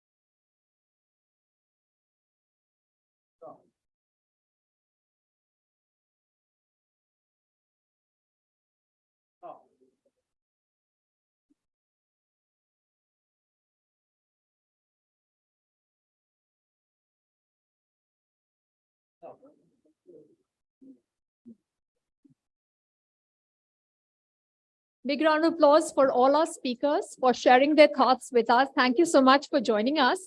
I request all of you to please join us for lunch. We will reconvene at 2:30. So make sure you're back at that time.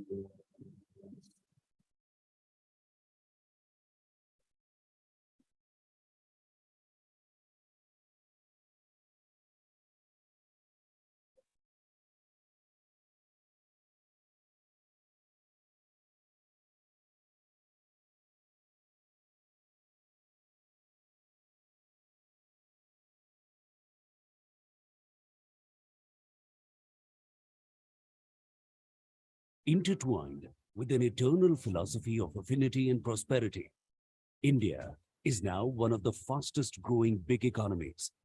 It is a perfect melting pot of aim and ambition from where a future is rising to inspire the whole world. Propelled by the vision of the Honorable Prime Minister of India, standing in its 75th year of independence, India is poised to resurge its era of growth, greatness, and preeminence. आज जब हम अमृत काल में प्रवेश कर रहे हैं, अगले 25 वर्ष हमारे देश के लिए अत्यंत महत्वपूर्ण है. A true forerunner of Indian aspirations since 1905, PHDCCI has been a proud partner of nation's growth journey so far. PHDCCI has been taking persistent steps in congruence of Atmanirbhar Bharat mantra and endeavoring unceasingly to augment partnership and investment. As India marches ahead from a developing economy to a developed one, proactive and inclusive governance coupled with resilient entrepreneurship will be the key drivers of making India the most preferred destination for business. Collaboration, cooperation, and holistic participation amongst the government, industry, and its people are the cornerstones to enable India in this journey. PHDCCI, ideally positioned as the apex middle market chamber, representative of 70% MSME entities as members, spreading over 150,000 companies across 16 states and 4 union territories, is well poised to be one of the key growth enablers in the country's accelerated economic development initiative. Our commitment is part of our legacy, keenly directing the interests of business and merchandise community of India. While working in tandem with the government and policymakers, our legacy has been a continued chronicle of meaningful contribution towards taking the nation on the path of prosperity. PHDCCI, acting as the voice of industry and trade, reaching out to more than 150,000 large, medium and small industries, and is one of the premier chambers in India to have been accredited with diamond grade by NABIT QCI, playing its role of a policy advocator and extending best support to the industry stakeholders. PhD Chamber opines that the allocation of 100 trillion for Gati Shakti for building a foundation for integrated infrastructure growth will surely speed up economic recovery. This increased spending on infrastructure will have a multiply effect to rejuvenate the aggregate demand in the economy, particularly for sectors such as cement, metal, power, and more importantly, also generate jobs. The Gati Shakti Master Plan is expected to boost infrastructure by integrating key modes of transportation, railways, highways, inland waterways, and airports, thereby reducing logistic costs. PHDCCI regularly interacts with the decision makers from central and state governments on all issues having bearing on industry, trade, and commerce, and offers an opportunity to its members to be a part of the delegation for such interactions. और क्योंकि मैं यहाँ देश के नामचीन संस्था जो लाखों उद्योगों, ट्रेड एंड इंडस्ट्रीज के प्रतिनिधि संस्था के रूप में देश में काम करते हैं, उनसे बात कर रहा हूं, तो मैं ये कहने में बिल्कुल भी अतिशयोक्ति नहीं होगी कि ग्रोथ का इंजन जो है वो इकोनॉमी के साथ में बढ़ता है. In addition to our headquarters in Delhi and 25 regional offices in India, PHDCCI at the global level, the Chamber has been working with the embassies and high commissions in India and overseas to bring in the international best practices and business opportunities. With the in-house expertise, PHDCCI offers advisory services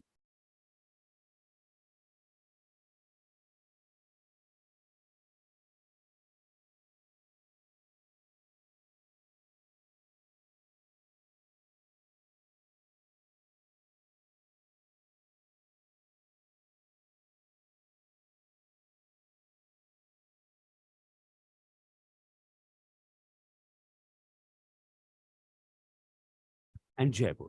As PG Chambers works at a grassroots level and the state are its major strength, PG Chamber would work on percolation of dynamic reforms undertaken by the center at the grassroots level so that reforms are visible and fruitful for trade, industry, and people. PG Chamber will continue to address factory level issues through various representations to the various departments of the government of India and state governments. PHDCCI provides opportunities to be a part of expert committees, task forces, wherein views of the chamber are formulated on topical issues through deliberations in these committees or task forces and shared with the government for favorable consideration. PhD Chamber provides excellent networking opportunities with government officials, diplomats, leading names from all spheres of life, including business peers. PHDCCI has a bouquet of services to energize the industry and boost business growth. Some of them are certification services, energy audit services, Center for International Arbitration and Mediation, PCIAM, and Water Audit Center. We have been contributing in 8 thrust areas, that is, industrial development, education and skill development, infrastructure development, green energy, agribusiness and food processing, indigenization in defense manufacturing, Ayush and health and digital India. PHDCCI envisages New India, Dream India. The next 25 years of Amrit Kal would provide great opportunities to build a new India. The economy will attain its potential growth rate of double digits becoming the third largest economy in world ecosystem. The manufacturing sector will be globally competitive, and the manufacturing exports will shift from USD billions to USD trillions every year. The agriculture sector will be sufficient not only to serve the domestic population, but also will be significantly visible in the global agri and food exports. We envisage a new India where millions of jobs are created for the growing young population and socio-economic development of the nation, which is moving to a developed economy. PHDCCI continuously contributes towards structural improvements in export and logistics infrastructure, supply chain management, and value chains of MSMEs and startups, and simplification of various export incentive schemes, with the aim to push the growth trajectory of exports to the next level. Enhancing India's export competitiveness along with catalyzing diversification of export markets have been priorities for us during the ongoing Amrit Mahotsav. I would like to compliment PhD Chamber that they are organizing this program so that there is greater awareness. And if I can leave a little task, that do seek opinion of people so that if we want to inject something better into the system, which we can. The Chamber has been a thought leader, and more than 40% of the representations sent by the Chamber have been accepted by the government. The PHDCCI has organized more than 600 national and international events and conferences in virtual, physical, as well as hybrid modes. Some of the flagship events organized session on implications of Union Budget 2022-23. India shall be the fastest growing economy among the large economies.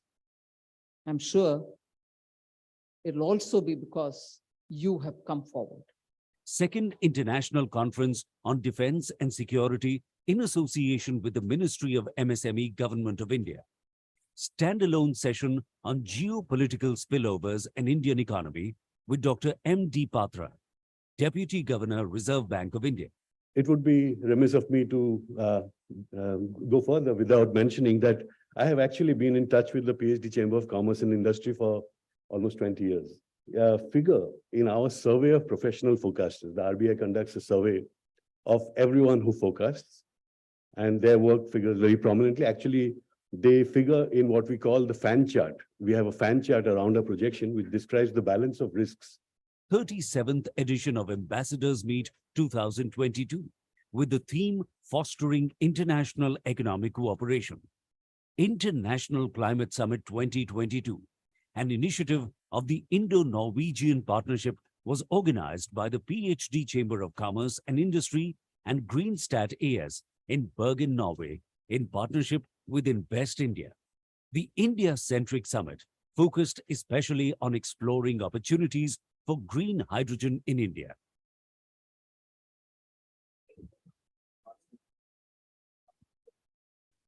Welcome back, ladies. All of you to please be seated so that we can start with the next session. If you have your friends who are outside, perhaps you can just give them a call and ask them to come back in, because we're going to start in a minute from now. And our speakers are already here, and we don't want to miss out on the time of listening to them. So if your friends are outside and they're wanting to attend this, please call them. Maybe they want to sit here and attend the proceedings. Another reminder and a request to all of you to please put your phones on silent or on airplane mode when the proceedings are on. And if you want to ask a question, please raise your hands. Somebody will come to you with a mic. Please identify yourself and the speaker to whom you're asking.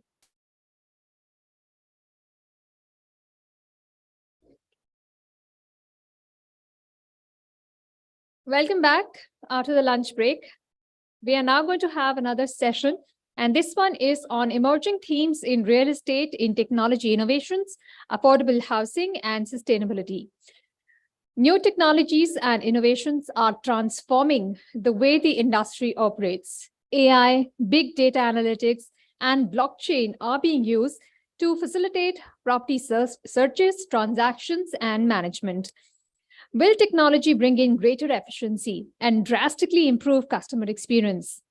Are developers conscious of reducing their carbon footprint by using renewable energy and recycling waste in their projects? With the government's motto of housing for all, will affordable housing continue to remain a lucrative segment for developers in the long term? These are some of the issues that we'll discuss in this session. Please put your hands together and welcome on stage our speakers, Mr. Dhruv Ahuja, Associate Director, RMZ Group. Please put your hands together and welcome on stage Mr. Ahuja.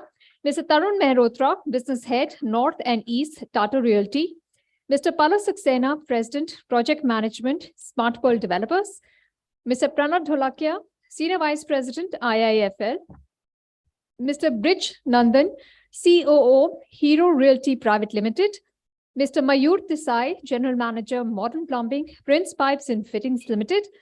And please welcome our moderator, Mr. Pranav Kaushik, Partner, Grant Thornton. A round of applause for all our speakers on stage. I'll hand it over to Mr. Kaushik to steer this discussion forward.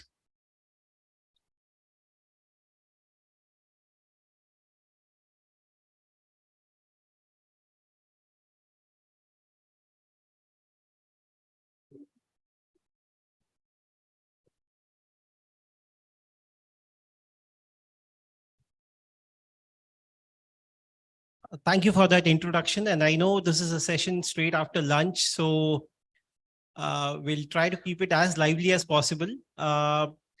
Please, if there are people outside, if we can call them up as well. And of course, if you have any friends outside, please do call them up inside. We'll just give it about 30 seconds before we start. And just to keep it alive, there's a common name between this panel. I hope you're able to figure it out. I have my namesake Pranav Dholakia as well on this panel. So I think we'll quickly make a start. So as you may have heard a lot of times in the last at least 1 year or so, this is a century that belongs to India, and it's just not a decade that we are talking about here now. And if you look at the overall Indian economy as such, we're about a $3.5 trillion economy at the moment, and we're slated to be about 7 trillion economy by 2030, where services will play a significant role. Services at the moment contributes about 50% in our overall GDP, and it is slated to be a similar sort of a proportion as we move more towards 2030. With services, why I bring services into the context, because a lot of these new tech innovations, technology-led sort of services, process-related sort of process outsourcing and those sort of things are all falling under the ambit of services. And services being a key sort of a component in our GDP will be a driving force. What will happen say about 7-8 years down the lane, where services again is a significant contributor into the things, it'll drive a lot of growth in, say, the space of GCCs, Global Capability Center, ITES-led services. And at the same time, startup ecosystem, which is actually sort of the third largest ecosystem in India. We have about 27,000 registered startups as per NASSCOM's latest report. It's going to drive a lot of adoption in terms of creating a demand, specifically in commercial real estate.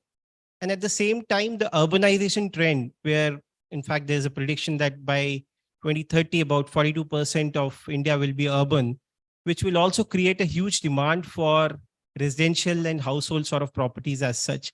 So this movement is going to drive a lot of things in the sector. That's one sort of a thing.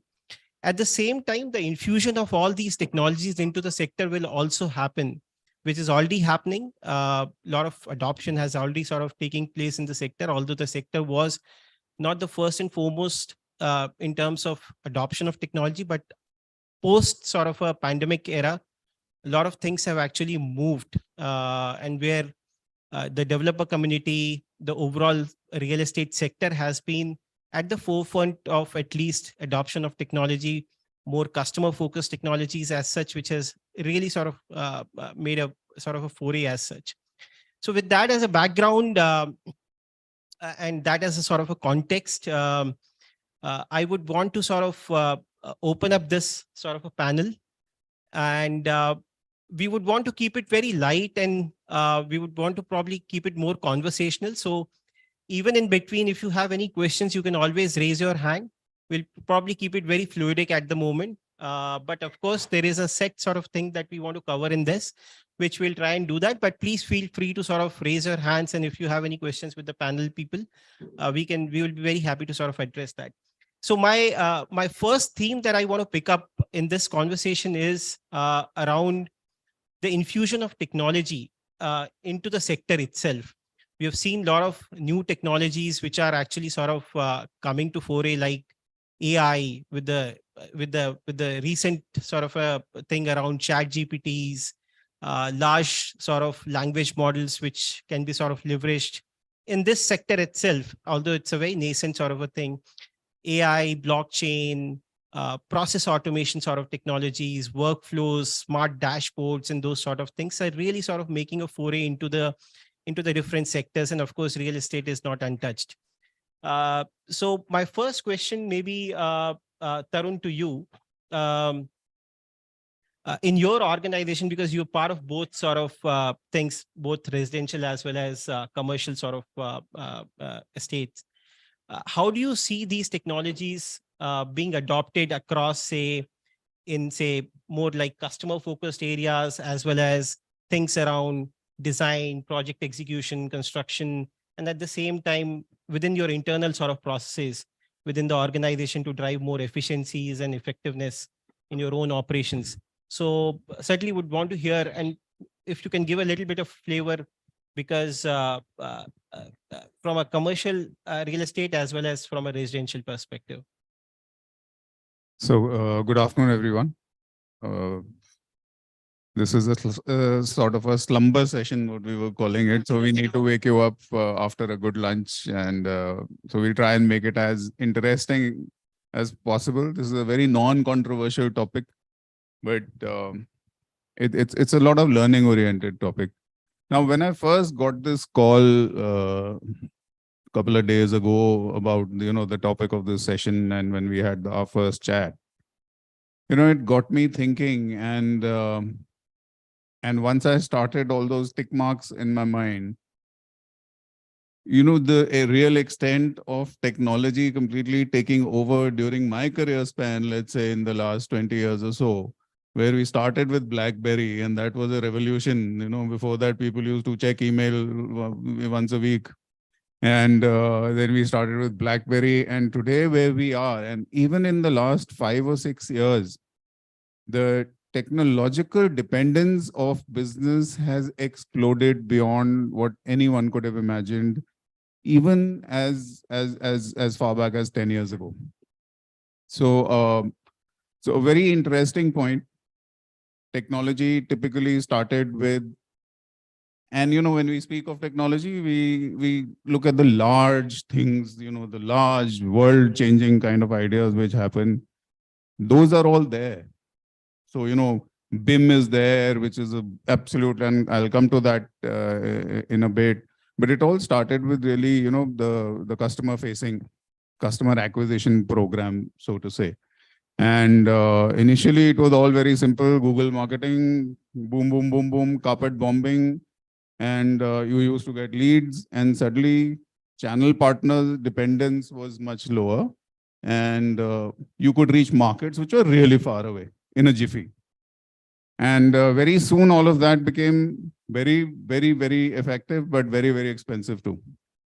Then came AI, big data, data analytics, customer segmentation, slotting down to exactly targeted marketing. People started blocking their email boxes, etc., etc.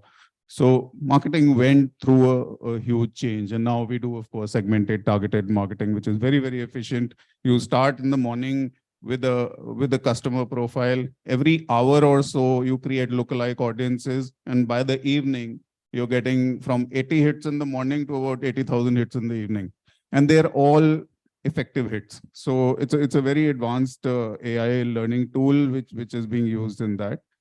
But going forward from customer acquisition, if I see the business lines from customer acquisition, to customer onboarding to customer handing over.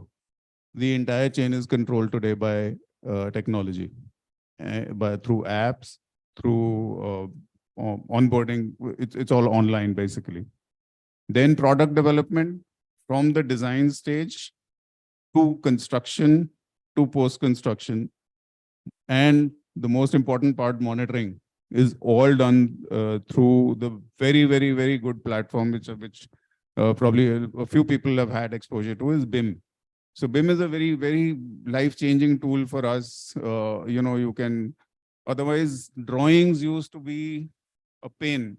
And I've seen projects where as-built drawings, construction drawings, post-built drawings, all three have various differentials, and now it's all online. You can do print, you can have your BOQs on demand, you can see changes. It's a world-changing thing.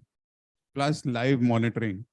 You can actually have the 3D model live as to where the concrete is being poured and what level is it on right now, and tomorrow morning what will it be. Forecasting, exit plans, delays, the works. And you back it up with the actual physical monitoring with drone shots and site cameras, and your life is sorted. In a complex organization like ours, where we do multiple cities, multiple types of projects, it's a huge thing to have this onboarded. Then from the product, we come to operations. So, the entire finance gamut is also now based on technology. So your vendor onboarding, vendor management, payment processing, the payment milestones which need to be kind of adhered to, all of that is completely onboarded and also available on dashboards for management to see. So it's all absolutely live.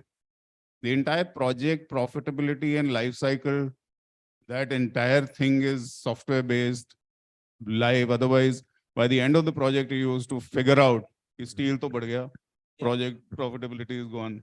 So, you can do live changes that the profitability is now 5% lesser. So we need to tweak the pricing up for this much of inventory.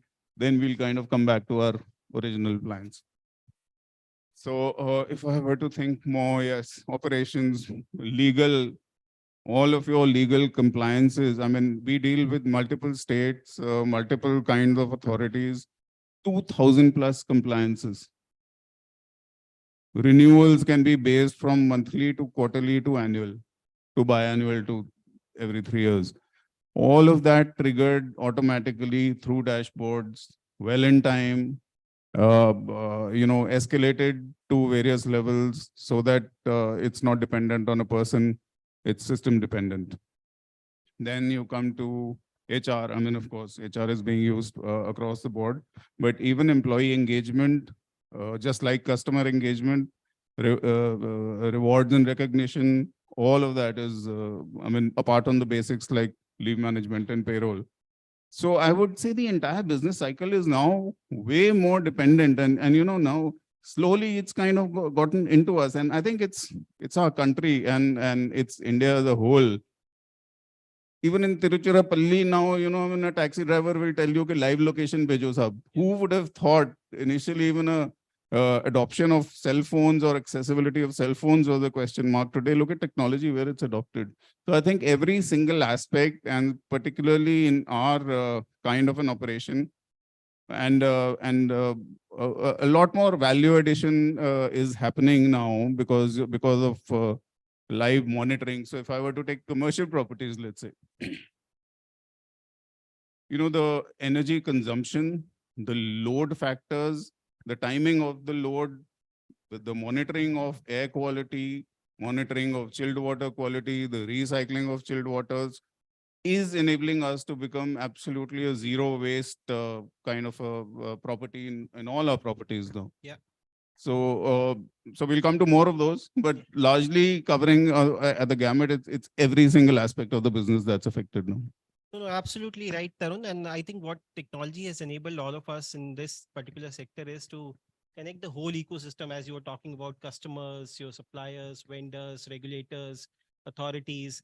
This all come at a point in time where you can interface with technology with these different sort of stakeholders. And Of course, the speed and seamlessness with which you can do these transactions and interactions is much faster with technology. I would go to Bridge now from Hero Reality. So Bridge, you have been also like, in fact, at the forefront of some very unique sort of assets that you may have in your portfolio, especially talking about museums and those sort of things. How do you see adoption of technology across the different sort of life cycle stages? How do you see that with, say, different sort of slightly different sort of class of asset that you have in your portfolio?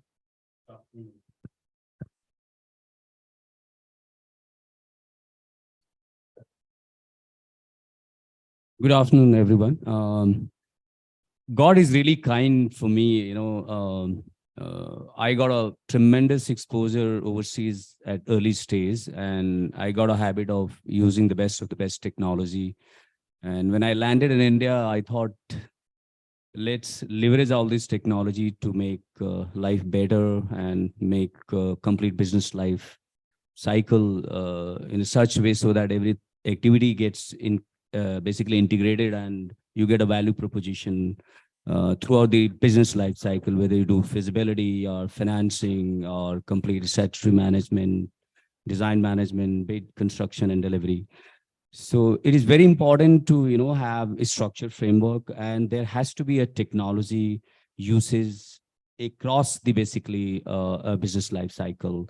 And integration is key. As of now, there is no single basically platform where you can integrate all the life cycle, but there are very good software, very good technology for all the area, whether you do sales or whether you do design, whether you do project management. There are pretty good technology. And in our organizations, we have taken a call to innovate to a level where we can use the best of the best technology. As you mentioned about museum, basically it's a cultural center, and it has got diversified programs which brings all kind of elements. This is going to create a bridge of a culture of India as well as the rest of the world. And we thought, why not take these projects to a level where we get a higher sustainability, where we are going to achieve net carbon zero, and this is going to be the first building. So we explored a few good technology from Israel, Constru, that is basically powered with artificial intelligence. It does on-site complete analysis of design. Beam is also integrated, and Beam, the way it has been used, it is for complete life cycle, like right from design management, bid, construction, and delivery. So if you do the virtual modeling, it also helps all the engineers to realize how the basically various elements is going to be, how it is going to be implemented, and you manage to eliminate basically the gap. And it's very important to eliminate gaps because these gaps creates problem later stage. And once you do the modeling in BIM, you can also carry during facility management stage where each and every nuts and bolts, the supplier names, and you have all the as-builds, all the drawings. The other technology which we use is also basically in Primavera, there are various options which is embedded, contract management, which is also integrated digital side of the story where you can have smart dashboards, you can have your cash flow, you can have complete your business plans. The sales side, we are using basically sales data for your lands. We are using Land Delta is one of the softwares which can do a complete mapping. Of course, ChatGPT we already started using to see the best of the best, basically behavior of your various stakeholder. And the special projects which you mentioned, there are other hard technology, which we bring from Israel's, where like your carbon credit reductions itself. You can see we are using not a normal cement, it is SGBS, electric arc steel we are using, where we have managed to reduce almost less than 500 kg per square meter, which is unheard in the world. And there are lots of data analytics which is used. If you really use these data, you can challenge all these stakeholders like designers that what will be the steel consumption per square foot in a building, and that parameters is good enough for your decision making, as well as also controlling stakeholders so that they don't go overboard. Similarly, your concrete consumptions, and also like designing the products, what kind of efficiency you are going to achieve, how well you can design these spaces where your usability goes better, even energy consumptions becomes very optimum. So there are a lot of technology you have to basically leverage according to the uses. But as of now, there is no single technology which can solve your problems. And you have to train your people, and you have to also make sure that when all these stakeholders are engaged, they are also on a similar platform, because most of the time what happens is, let's say you engage architect and they are not familiar on BIM.